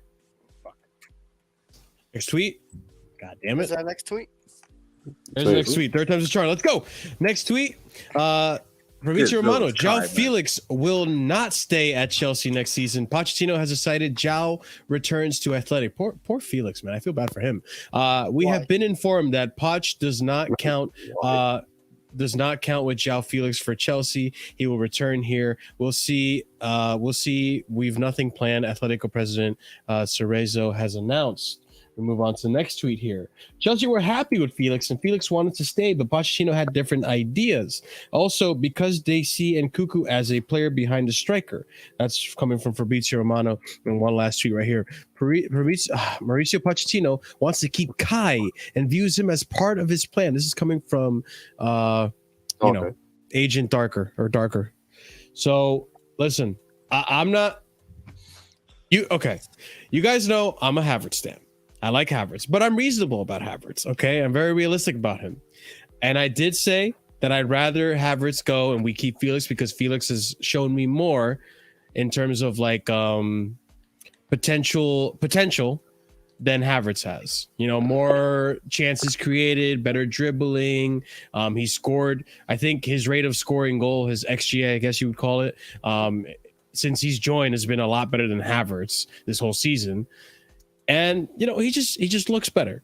But according to Poch, I can't wrap my head around it. I don't understand why Poch would not want to. I guess it's too much of a hassle to give away Kai. Maybe there's not a market for Kai Havertz. I don't know. Go for it. First reason is, I think Felix, in terms of like, obviously, Poch's system is a bit more of a pressing system. A lot of hard work is needed, a lot of running and that sort of stuff. I don't think Felix is that type of player, I'm afraid. And I think that's why it made sense for Felix to leave the club. Mhm. The thing with Havertz, though, is that there really isn't a market for him right now, man. Bayern's not after him. No one in the Bundesliga is after him. No one needs him in the Serie A. No one wants him in Spain. And even if he wants to take him to Spain or Serie A, they're not willing to pay the money that they need to get Havertz off our books. Simple as that, really. What? But like, Felix would cost what, 70, 80 million as well? Mhm. I don't Depends if think you go I really don't think it's worth like spending 78 million on Felix. He hasn't really showed a whole lot this year this season when he's came in January, like so. And we've got Nkunku coming in. I think Nkunku and him are very similar, like players in like positions where they play. So we've got Nkunku coming in. We don't really need a Felix. He's too much money. His wage is probably too high as well to keep on. So it don't matter. Like having him gone. No, but it honestly don't matter. We have him like gone. Oh, sorry. Yeah, Christopher, you need to stop trolling, my friend, man. I'm not laughing. Wait, I'm not I'm trolling. I know you're not laughing. I'm laughing at it. I'm telling you, man. You need to stop trolling, bro. Why do you hate Felix that much, man? Get the Felix hate up your heart. I don't hate Felix. It's like, why would we spend 80 million on another 10 when we have Kai Havertz where there's no market for him? We can't sell Kai Havertz because he's shit. And we have Nkunku, who's obviously coming in, who's done really well as a 10. Yeah, Chris, I almost called you Christopher. Jesus Christ. Chris, Christopher. Chris, I know where you're coming from because that's what I was thinking too. Like, is Pochettino thinking from a financial aspect? But then again, like, that's not Pochettino's problem. Yeah, I was gonna say I doubt that. Yeah. Yeah, but he has Nkunku and Kai Havertz who are behind strikers. How many behind strikers do we need? We need to sign a striker, not spend 70 million on Kai Havertz. I think he wants a striker. His comment. Hey, Matt, suck his own blood. You know why he's doing that? Because go and flick Johnny's nutsacks or because he's got a stream that's happening right now. You can eat the fan base too when Mount fucks off because we don't claim you and we don't care. What the hell is Loke? If people Loke, Johnny, what's Loke? I don't even care about the typo. The fact that you would think to preserve the valiant community of the club, him of all people. You know what, guys? I'm thinking that after this stream, I might do a space and I might just go off. We'll see. We'll see. Hey, Matt, I'm here to tell you, my friend, in the words. Well, you know what? I hope you subscribed and like the video, please. Yeah, that's it. I'm just going to say, in the great words of Stephen A. Smith, we don't care. I'm here to tell you, we don't care. Yeah. But yeah, like I don't think Pochettino really cares about the financial aspect of the club. But where have we stopped the freedom? That's funny. Don't say that to Chris. He must be joking. He must be a joker. Matt might be joking. Yeah, he knows. He could be a troll. Matt, we appreciate you. We like you, man. We like you. I like this guy. But with Felix, though, like, I thought about that at first too, Chris. Like, maybe it's a financial thing. But I mean, listen. At the end of the day, I did say on a previous stream. I am curious to see what Poch could do with Havertz. But I understand that Havertz's time and the patience for Havertz has run out, and he doesn't deserve time. Like, it pains me to say this because I do like him a lot as a player, and I rated him a lot when we signed him, but it hasn't worked out that way. But we can't get rid of Kai Havertz because no one wants him. Yeah, but look, I mean, listen. You know where Felix, guys, just quickly, yeah. He's got the best FIFA Winter Wild cards ever, man. Shout out to that card. Jesus Christ! Agility, bringing it to fucking FIFA. Little hezzy team, little shit. Oh, sensational, man. I have to give that one. Hang on. I just sorry, Matt. Do you know we're allowed you free speech here, right? We can block you or something. We can block you, or we're allowing you to have free speech here, bro. Exactly. And obviously, free speech doesn't exist, bro. It comes with consequences. You know what I mean? Yeah. Come on. We're not blocking you or nothing. So you have freedom to say whatever you want. So this, This comment right here, I hope you're wrong, God of Frogs. Because if I see Kai Havertz as number 9 again, I might actually blow my head off. No. I'll tell you what he needs to do. He needs to stick him on the bench, fucking super glue him there, and never play him again. No, but like, listen. He's awful. I don't want to hear this. Okay. He could play as a 10 nonsense. Like, no. We're having Cuckoo, and Cuckoo's You know better. what? Exactly. Scott, you can rep me. You can make my own arguments because that's exactly what I was going to say. Like, there's no use for Kai Havertz when we have Cuckoo's a 10, who's a better 10, who's been killing it in the Bundesliga actually for his club, and we want a striker. That hopefully solves the Kai Havertz issue. So where does Kai Havertz go? Like Scott says, super glue him to the bench. He's literally a waste of a slot in the squad. He's a waste of a player. If he does stay, I am curious to see how he improves. If he does improve under Poch, and if it does happen, I pray it's as a number 10 because I don't want to see him as a number 9. I do see how he can do well as number 10. I would actually say no. Hold on, I know. I would also say. Adam, sorry, does he actually say that? What Yeah, the fuck he does that mean, bro? I think he did. I'm laughing. What does that mean? What? What's happening? No, look at Adam in the chat. Look at Adam in the chat. He's probably losing his head. I don't get that either. does I that don't mean? understand that. Oh I my don't know. god. Siri mentioned He's Iqbali. losing his marbles right now. That's what he's doing. What is he on? Is he got like Maybe a Amazon? Maybe Amazon or something? I don't know. Ted Lasso Bowley. Ted Lasso, I get. No, yeah, But the I Siri get that. I merchant, don't I don't get understand the that one. Siri merchant. What do you mean? To He's be just fair, he losing says it. a lot of stuff that doesn't make sense. You're a long way from Starbucks. The other day, actually, okay, side tangent. The other day, I was listening. I actually hated myself so much that I actually put myself through the torture of listening to his space. And he went on for about 5 minutes about what he hold on. He went on for about 5 minutes about what he actually orders at McDonald's. And I'm like, what the fuck?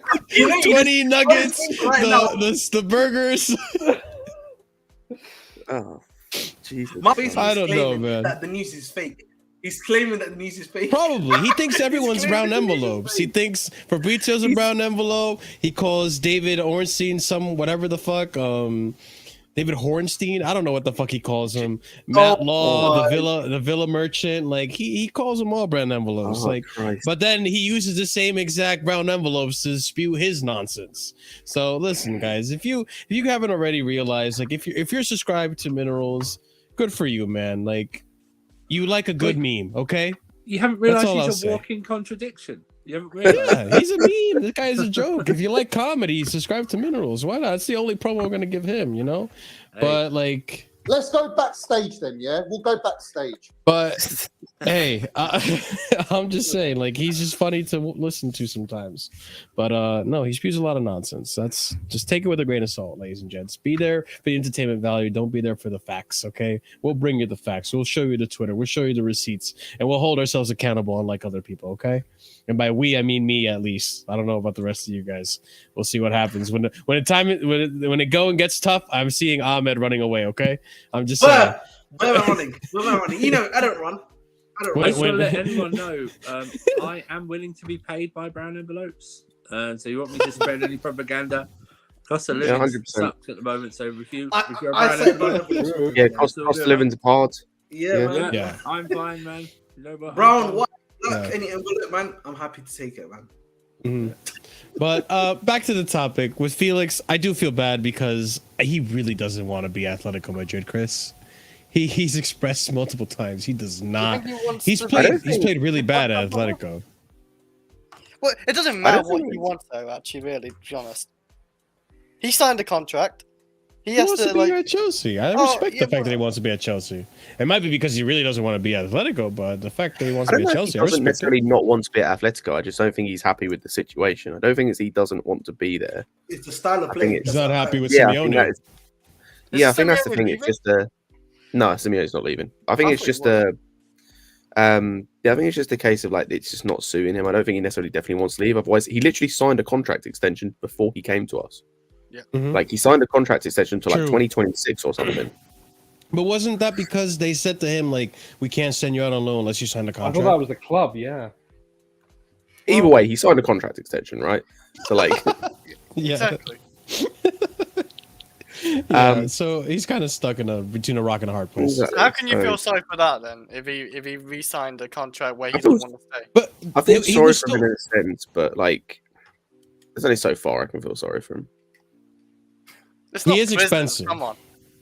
I mean, the Simeone internment He's camps, done what? man. 300k a week at Atletico Madrid. Come on, it's not prison. Yeah. He's a nice luxury life. He gets to play some football. He gets to play some terrorist football, if you want to call it that, with All right, Simeone.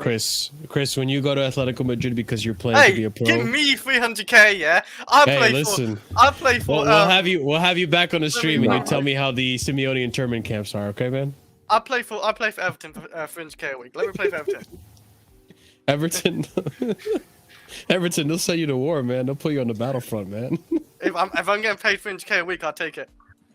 Oh my days! But that being said, it is unfortunate that we're not going to keep Felix, who I think is the better option between him and Havertz. I am curious to see what Nkunku does.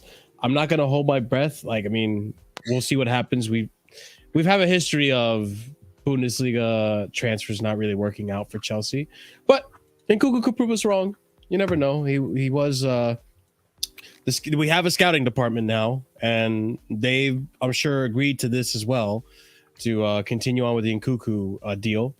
So if they've agreed on it, then maybe it's for the best. So we'll see what happens with Nkunku and how that works out with Havertz as well. And yeah, the next striker we get as well. So on the next topic that I want to discuss was Kante's deal supposedly being halted. We were well on our way to getting this done. And then I think the injury happened, and now it's speculative whether or not we're going to continue on with the contract or sell him off. So here's some tweets that I have in regards to this. So breaking: N'Golo Kante contract extension negotiation is on standby, according to Fabrizio Romano. N'Golo Kante was close to signing a new 2-year contract, but with a third option, I believe.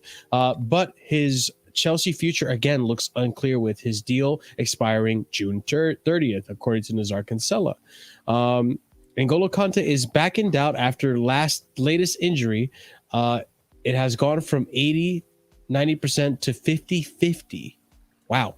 Chelsea wants to speak to him again, according to Fabrizio Romano. And then the last part, N'Golo Kante's contract extension not done yet. Talks were very advanced in the last month, but now the situation is unclear again. More contacts will take place. Parties will talk in order to decide. There are more clubs keen on Kante on a free, including Saudi, which, by the way, I should add, Saudi Arabia looking very close to signing Benzema as well. So, Scott, what did you want to say on this, man?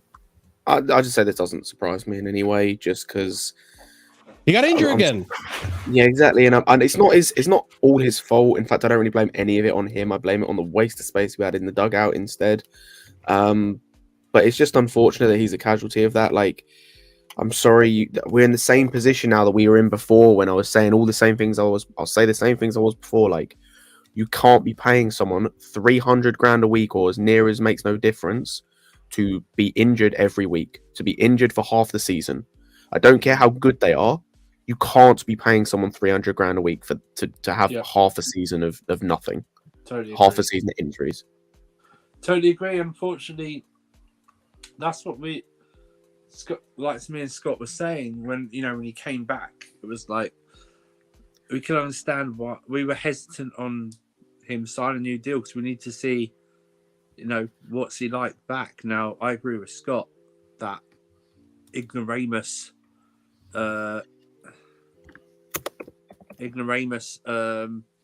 Lampard drove him into the ground like he did last time. But they have to really think about this. They're paying nearly 300 grand a week. And they're trying, you can see with the negotiation with Ugarte, they don't want to pay that much. So why would they pay someone 290 grand a week who's going to average what? 10, 15 games? Something like that. He has been a magnificent player. But let's face it, he is fragile. Unreliable. His body is the mind is there. The body's unreliable. And let's face it, man.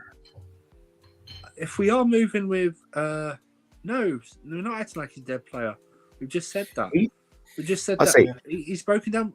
If we are going with Ugarte and another midfielder, that would indicate to me that Kante is not long for his Chelsea. Yep. You know, I mean, if it was one of Ugarte or Caicedo, groin or injury, Lavia, but not two of them. I'm sorry. It's sad to see because he has been one of our greatest players, but we have to. In football, availability is the greatest quality. It's the first best quality of any footballer. As soon as that doesn't happen, clean sweep of the trash midfield. I wouldn't say that was on Tuchel. It was on Tuchel that we didn't get other midfielders, but this midfielder was here. This midfield was here prior to. I say the issue as well with Kante is it sucks because even this season, even though he's played basically no games, the games he's played have been good. He's been really good this season. What he's played, he's just not played at all. He's missed 38 games this season, like in total, like in all comps. Yep. Like that's insane. Yep. And the thing is, as well as it was pointed out, it's not even like he came back. Like he got the hamstring injury, got surgery on it. It was meant to be fixed. He's come back and got a different injury. It's now something else. Like his entire body is falling apart. We're no longer talking about it's just hamstring. It's not like Reece, where with Reece it's the same thing over and over again. It's constantly his hamstring. It's constantly his hamstring. Like we know that needs to get fixed. This is every damn part of his body. It's his groin. It's his hamstring. He's had other muscle injuries. He's had knee problems in his career. He's had ankle problems. He's had back problems. Like this is his entire body is falling apart. Yeah, I just think for me with Kante, I've got a special message for Kante, bro. Muslim brother to Muslim brother. Listen, man, Saudi Arabia, man. I know they're calling you, my friend. Why do you make me go scream? You say you had a special message for him. So it's a special message in a way. Listen, listen, man. Look at the camera when you talk to Kante, man. All right, man. All right. Listen, Saudi Arabia is calling you, my friend, man. Listen, Saudi Arabia is calling you. You can do Umrah every single time you want to, bro. Hajj once every year. Listen, man, you're gonna be enjoying that weather. You'll be getting paid peas. Look at Benzema, bro. He's leaving Madrid for Italy. They're about to pay this guy 100 million. What do you think about you? Another Muslim guy? Yo, they're paying you another 100 million, man. Listen, man, enjoy yourself, relax, man. You deserve a nice little rest, bro. Don't need to go to PSG. Don't need to go to all these other places. Relax in the desert, bro. That's it, man. Enjoy the heat. Simple as that, bro. That was beautiful. That was beautiful. Thank you. Appreciate that, Ahmed. That was beautiful. Yeah, much appreciated. No, but back on the top. In all honesty, though, like if we're gonna get all these midfielders, by the way, I think I wouldn't miss N'Golo Kante leaving. I know he's been really good, and it sucks because it's kind of a double-edged sword. When he plays, he's amazing, but again, I thought that hopefully, because the hamstring was like the biggest issue last season, and again, we're here with, the hamstring was the biggest issue this season, and I was thinking, okay, hamstring goes away, we'll see what happens. You could chalk it up to Lampard. And you could chalk it up to Lampard playing him in the right wing, of course, as well, which Alex pointed out previously, possibly because of all the crosses and all that stuff. But regardless, still, it's absurd to me that he's injured again, and he's just not reliable. That's the problem with who you had in charge, right? A decent normal manager would work Kante, even if he starts him, wouldn't have him played 90 minutes and have him running up and down that pitch like he was during those games. And that's what those games meant a lot to us. Had him party attacking up midfield, which is not his game whatsoever. A decent manager would have eased him in gradually, build up his minutes. Yeah, didn't Lampard just throw him into Real Madrid? Give him the full 90? He threw him in. Full 90 after 90 after 90. Yes. He's an idiot. That's why he's an idiot. Which, by the way, I think we'll put Kante in. Yeah, this will boost everyone. They're all vibes and everything. Yeah, that'll be great. He's an idiot. He's an idiot. Which, by the way, like I would say like N'Golo Kante was probably the biggest reason we even stood a chance against Real Madrid. Or we didn't lose as badly as we should have, or all predicted we were going to lose. 4-0 in aggregate, but regardless, if it wasn't N'Golo Kante, if N'Golo Kante wasn't in that game, I think we would have lost by a lot more. Yeah, it's just the way he's been mishandled since about 2018, and I blame Sarri for this as well. Yeah, by the way. Oh, you blame who? Misplay. Misdiagnosed how he played and having him run up and down the field and stuff and everything like that. And rushing him back. He's always been rushed back. Every single time he comes back from injury, he's always rushed back. Yeah. And now we had it fixed. Oh, it's gonna be fine now, something like that. No, I'm sorry, man. It's a sad ending for him, but we cannot. If he wants to stay, fine. But you cannot be on the wages you're on. And I would even put him on. Does anyone want to guess? I would even put him on as a pay-as-you-play deal as well. I've just done the maths. Does anyone want to guess how many games Kante has missed from injury just at Chelsea? What? What time period are we talking? No, overall from injury, how many games Kante missed? 89. 110. I'm gonna say 106. Less. 100 and okay. It's 101. Oh, wow. We're in triple digits, people. I don't know how many days. I can do the math. I'll do the maths of the days. Come back to me on that. It's nearly 3 league seasons. That's insane. It's over 2 seasons. It's nearly 2 seasons become like playing in loads of competitions. And he's never adapted, based on this comment as well. He's never adapted his game based on how he plays and how he's aged as well. I think his passing and dribbling and all that and ball control is actually adapted after Sarri, but yeah, like. But the thing is, it's like we're asking him to do things he shouldn't be doing. Yeah. Like when he but came also, back, when he came to back, be fair, he was Andrew, like attacking midfield. It was like an attacking midfielder. Yeah. I'm not trying to defend Lampard here. No, you dare. But I will say But I will say. Lampard wasn't the only manager that was abusing Kante. He got rushed back every single time.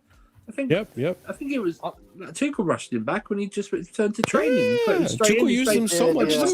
Hang on, wasn't it against Wolves or something? Where he came back and he played like 90 minutes or something. I thought it was like a Premier League game. Last season, he came back from injury, played a full 90 minutes his first game. You're not supposed to do that. You're not supposed to do that with these guys. They haven't. They're not built to play 90 minutes right away after a couple of training sessions of injury. You build up. That's what's the problem with Reece James as well. We rush him back after every injury. He plays like 60 minutes or above or something like that. No, ease in. Come in, play 15 minutes for a couple of games, then half an hour or something like that, and then a half or so. Just build them up. I was gonna mention those two together because it's quite clear, and you look at the depth in their respective positions as well, the central midfield and the right back. It's a quality of depth problem. You can't as a manager trying to get results, you literally cannot rely on let's give Kante 30 minutes here and then 70 and then I've just done the maths on the days, by the way. This man has missed 54 days from injury while at Chelsea Football Club. He's missed that's nearly 2 years, 2 whole years of injury. Yeah, that's bad. And he's been here for 7 years. Pretty bad.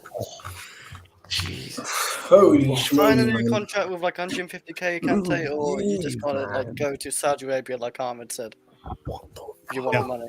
If you want time money, then that's fair. Go to Saudi Arabia or something like Ahmed said. And I gotta give kudos to the ownership for reacting the way they did. Because they could have just kept going with the contract and be like, oh no, he's gonna be fine. No, they saw he got injured. It's like, wait, that's a red flag. Maybe we should bring this back and now reconsider this.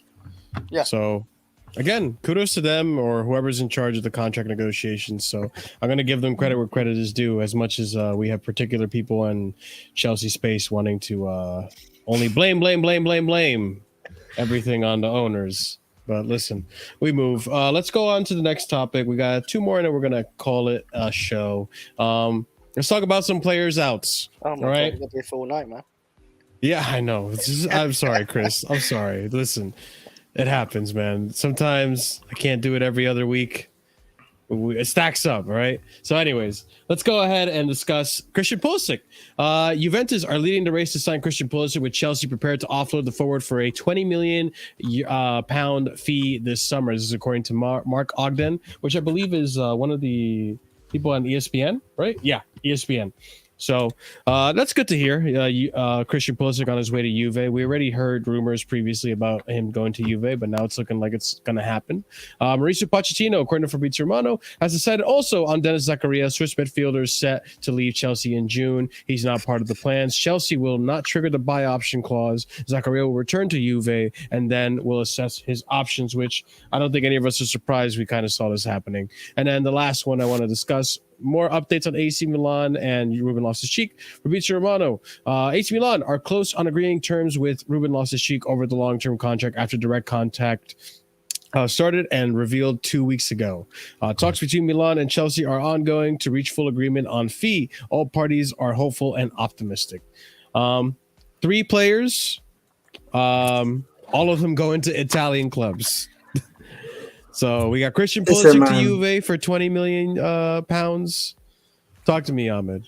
No, I'm just saying goodbye. Like, I was just waving goodbye, Dorian. Goodbye? Oh, okay. Yeah, goodbye. Listen, man, we don't need to talk about Ruben Loftus-Cheek. We want to talk about Ruben Loftus-Cheek, man. Bye-bye, man. We don't care, man. Enjoy yourself at AC Milan. Wait, what do you mean we don't care? I care a little bit.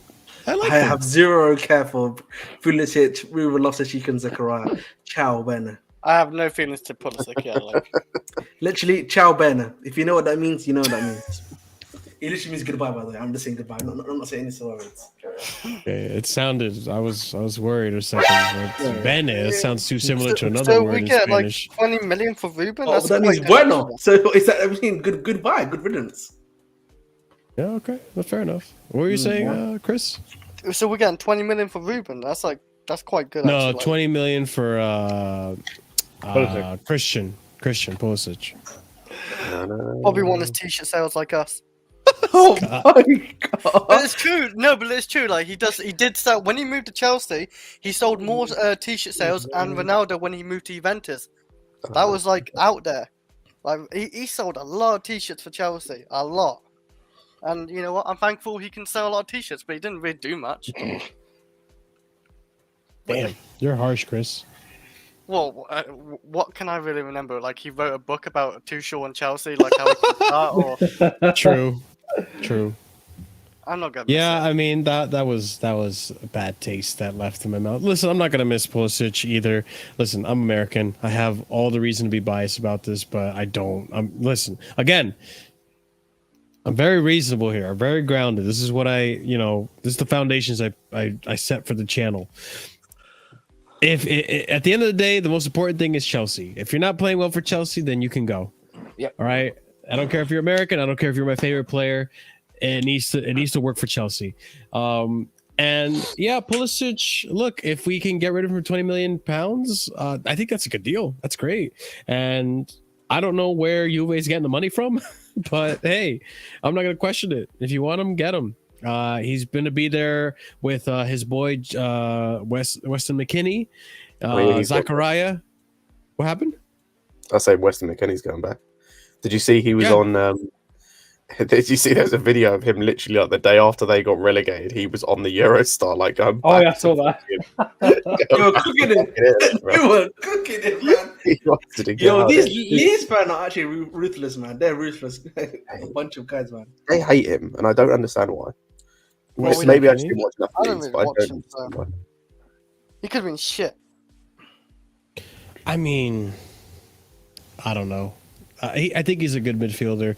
Is he good for Chelsea? I have my doubts now, but Please, I mean, we were linked with him at a time, but yeah, I'm glad we're not getting him. I just think, come on. No, especially if we're getting Ugarte and all these other ones. But again, I digress. With Pulisic, listen, it hasn't worked out. Whenever you do get to play, whenever you get a string of games to play consistently, you got hurt, and yeah, it's just. He's loving not worked out. He's living off that 2020 form. Remember the lockdown True. form? He's living off that. People are still waiting for him to come back from that. I will say this. I can understand the argument of people going, yeah, well, he hasn't got a run or anything. But No, he sometimes has. sometimes it's like, well, you know what? You have to take every chance that you get because you never know how long you're going to get that chance for. Do you know what I mean? You have to stand out. So some people like only come in like once every like 10 games or something. You know, you're just going to have to, as soon as you get the chance, take it and then you have an argument to go, well, wow, he played really well last game. Why isn't he being picked? You know, like for instance, against United last week, Chukwuemeka played better than Gallagher, but somehow Chukwuemeka gets dropped and Gallagher still starts the next effing game against Newcastle. Do you know what I mean? Doesn't make any sense. But he can go, Ziyech can go. We've got RLC going, Kovacic going, Mount going. Aubameyang was into Galatasaray tonight. He's probably going to go or get his contract cancelled. Who else? Zakaria is gone. Is going back. Sterling's Phoenix. Who? Sterling. Oh, Sterling. the right back. I don't count it as like a. Okay. No, even I so, just like, scared me for a second. If you get even so, like, you've got him gone. That Xavier Simons is gone. He moved to Hull on a permanent. Like, Cho was linked on loan, another loan thing, but that's 9 we're talking about. Lukaku, he can go at 10. I told people, like, getting rid of players is not going to be an issue. They showed it last summer. Getting rid of players, even getting players in, I don't think is the issue. There's nothing about transfers when it comes to these owners that is a problem, that is an issue, or anything. Like, they've shown that. The issue comes, the issue comes from whether the players they sign fit what the manager is trying to do, which it sounds like the manager has a say this time, which is good. Means we should be getting players that he wants, which apparently we are. And then it matters about how the manager can use these players on the pitch. Everything behind the scenes with transfers is not an issue for this club. I was going to say on a point Andrew made earlier when we were talking about Ugarte, I think the only player or the only transfer we've done or they've done in their entire history where they went for the second option that I can think of off the top of my head was Koulibaly. If anyone could correct me on that, I'd happily take it. But because the Lick was the first option, right? Yeah, that's the only one I can think of. And even Kunde was another option as well. Yeah, like because apparently they never wanted Jesus. Sterling was the first option. Cucurella was the first option there. Like every single time, apart from that Koulibaly transfer, where they wanted their first option, they got him. That's a good point, Scott. I'm not gonna lie. I'd say the only other one is maybe like because we know Tuchel wanted Dujon in the summer, and we got Zakaria on loan instead. But if you want to, I'm not saying that's fair. Did Tuchel really want Dujon though? No. I think I don't know if he wanted a midfielder, but like the Zakaria one, like we didn't want a midfielder in general until literally at the end of the transfer window. Like, that's up for debate, definitely. It's just. I think Oba was a first choice. Aubameyang was the first choice because Tuchel wanted him, and then it's just his owner's fault where they got rid of him. Yeah. And was Guardiola first choice either? I don't think Guardiola was the first choice. The only time we went for him was at the end of the window with a view of bringing him, like, was the view of signing him and then loaning back for the season, like what we did with Nkunku. Yeah. But it just didn't work out. But we didn't go in for anyone else. Like, and even that was like, we didn't push for that. The only actually other one I can think of off the top of my head, but again, I think it's because we left it too late, is Edson Alvarez. But I don't know how much we pushed for that. Yeah, that was sort of like it was the last. That was the midfielder. Oh yeah, true. I totally forgot about Edson Alvarez. Sorry, the only other one I forgot is Rafinha. But yeah, he turned us down. Yeah, Rafinha's probably Rafinha's really the only one where. But even then, we had the bid accepted. We put it in. He was just waiting for Barcelona to do it. But what I'm saying is like, look at whatever you think about the transfers, and I know some of them haven't worked out as of yet, but we're going for Badiashile, we get Badiashile. Yeah. We're going for Mudryk, get Mudryk. Going for Madueke, got Madueke. Enzo, stuff like that. And Gusto, do you know what I mean?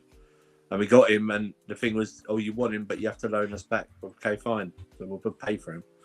Do you know what I mean? It's like that. So, I do think the Ugarte thing, I don't think the wages are that far apart, like a £3 million difference. And also, I don't even think we have to even match what PSG are offering him. We just probably have to get near it, and he'll still choose us. I think, because I think all indications are that he'd like to go and play in the Premier League. but obviously the finances come into it, which is understandable. But Yeah, and Gusto too. That's another one that was brought up as well.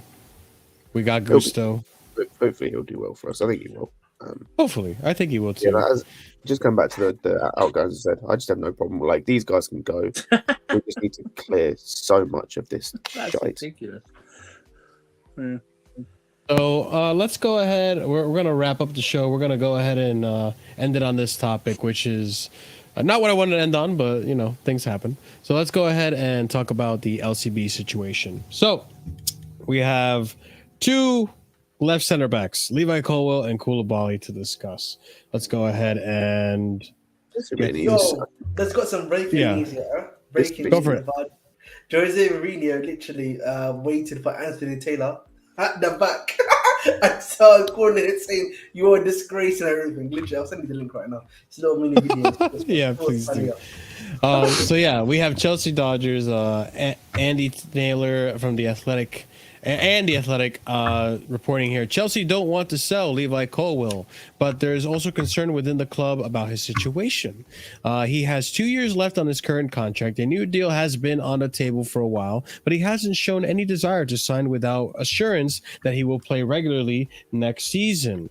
Next tweet here. Mauricio Pochettino. Also, later, Chris also views Levi Colwill as a big part of his plans. No intention to sell or loan the center back this summer. That's coming from Ben Jacobs. Now, in regards to Koulibaly, Chelsea hoped to sell Kalidou Koulibaly back to an Italian side less than a year after signing him, but overseas clubs are reluctant to pay his high wages, and the player himself wants to stay and prove himself. This is coming from Nazar Cancella. And the last tweet, Kalidou Koulibaly is in the list of players who could get sold, coming from Jacob Steinberg. So I respect the fact that he wants to stay and prove himself. I think as much as people do want him out, I am willing to be patient with Kalidou. I don't like this attitude that Levi Colwill has, which I rate the confidence, by the way. I do rate the confidence, but I don't like this attitude that he wants to be guaranteed minutes. Listen, if you want guaranteed minutes, prove yourself. I know you've done really well at Brighton. Sign the contract. Come here at Chelsea, show us why you should be guaranteed minutes, because I'm sorry, Levi, you're not the only good LCB in this club. Badi Sheila is right behind you. And Kalidou Koulibaly, if he decides to step up this season, if he stays, he could also take both those spots, the spot for both those players. So I don't know if you guys feel the same about me. I don't mind KD2. He can. I think he'll probably stay another season, I'll be honest. I feel like he's at the bottom of the totem pole of players that need to be sold, considering how much we got him for initially, in my opinion. There's a lot more. Yeah. Okay. I think there's a lot more other players that you have to sell before you can even get to a Koulibaly to sell, in my opinion. Like, Koulibaly needs to start learning Chinese, is all I'm saying. It's time to learn Chinese. He can fully go for like I don't care. Like he's also the Koulibaly example, or just using Koulibaly as a case study. This is a perfect example of why now, since getting the other guys in, Vivell, Winstanley, etc., why we're now offering guys a much lower wage. You don't have this issue in the future. So you don't have a Kepa issue when no one can afford him apart from the top clubs in the world who don't want him because he's not good enough. Like this is the issue. Like we don't want to be in this position again. Also, Koulibaly can happily leave for me because, as Ahmed said, he's at the bottom of the totem pole. Like I would argue, going into next season, within a very short amount of time, he could be bottom of the totem pole under Colwill, because I think Colwill was that good. Also, I think the amount of faith that has been shown in him, in terms of, at least from the reports we've heard by the owners and by Pochettino, I think he will be given game time next season. And I think he is going to, with the game time he's given, show that he's good enough, which means Koulibaly is firmly at the bottom of the totem pole, which means we're effectively paying 300 grand a week for a sixth choice centre-back. So like, he can go. He can fully leave. Hasta luego, senor. Like I said, learn Chinese, my friend. With the Colwill thing, I do kind of get it, because when it comes to like these top level talent, like we've seen it before. We saw it with Livramento. We saw it to a slightly lesser extent because there was like mitigating circumstances, but like with Musiala, we saw it with De Bruyne. We've seen it with others. Like if these guys believe in themselves that much, like they believe in themselves because they believe they're that good. And with basically everyone I just mentioned, we've seen that praise was deserved. Like Livramento before his injury was showing that he like was on a high trajectory of being one of the best fullbacks in the league before his injury. De Bruyne we know about. Like Musiala we now know about. Like he's in that conversation for one of the best young players in the world. Like he's in the conversations with the likes of Pedri, probably even over them, as like the best young player in the world right now. You know, probably behind. He's like probably in the tier below Haaland and Mbappe at this rate. So like I get it. Like if you have that much confidence in yourself, it's probably because you believe you are that good. And from what we see from Colwill, like he seems to be that good. At least from what we've seen. So like yeah, I think he deserves a chance next season. I thought he deserved a chance the previous season, but I understood the loan. He definitely deserves a chance next season.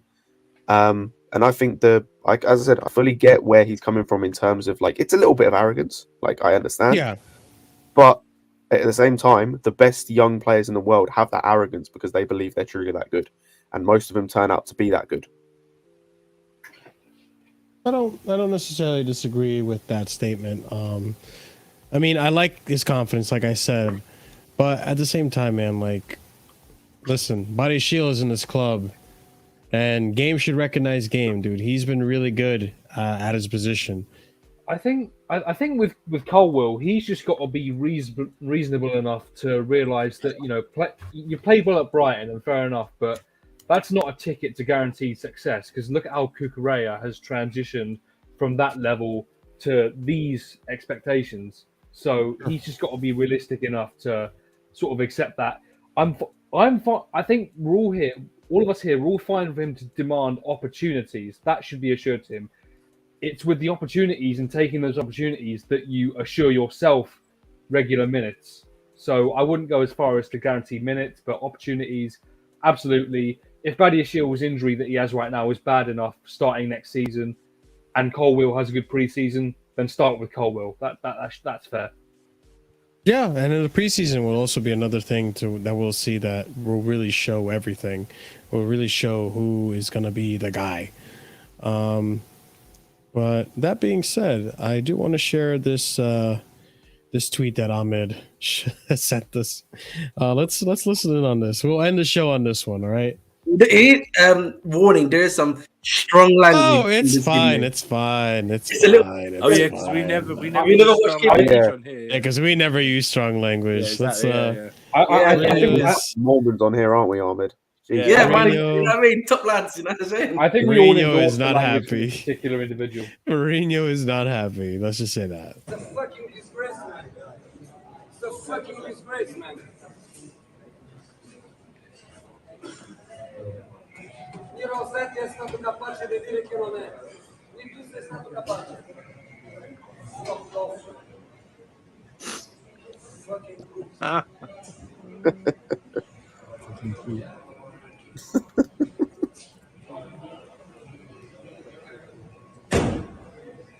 non hanno tutta vergogna nella puta faccia. God damn. He's not happy. I can't even lie, by the way. Like, that final was fully on him. Mm-hmm.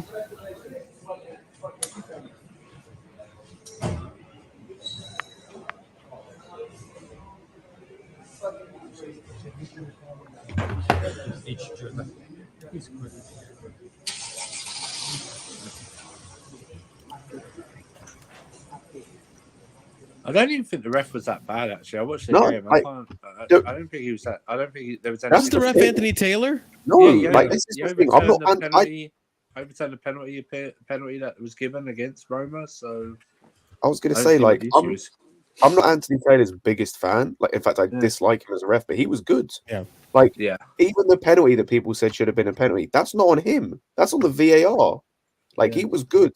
He controlled the game well. Like, I'm sorry, but Mourihno just set his team up to lose.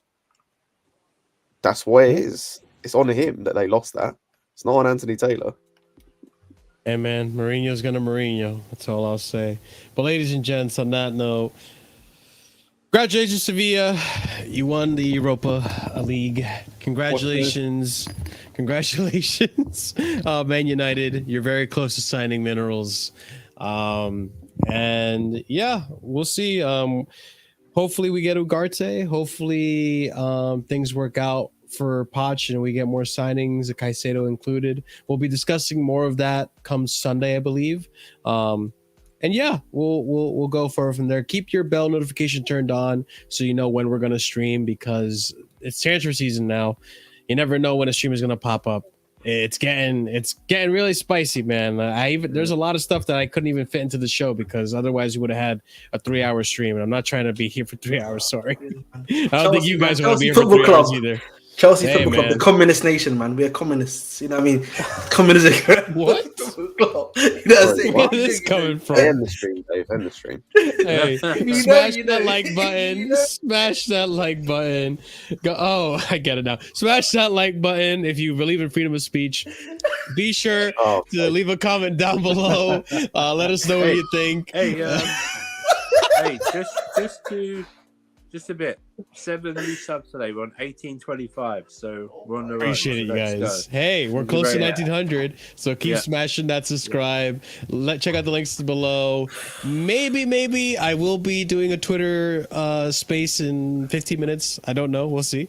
So be on the lookout for that. Follow our Twitter, so the link is in the description.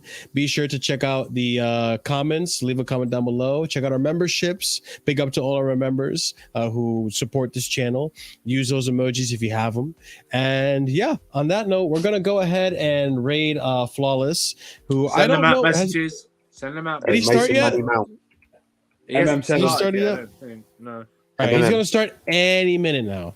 Yeah, he's gonna start any minute now. So yeah, You'll catch me cooking in there. Hopefully. Yeah, there you go.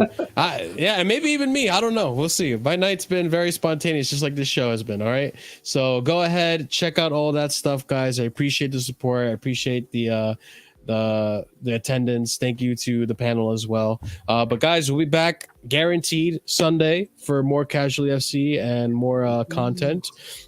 And you guys stay tuned. We'll catch you again. And stay casual. Peace out. Good night. Mason Mount out.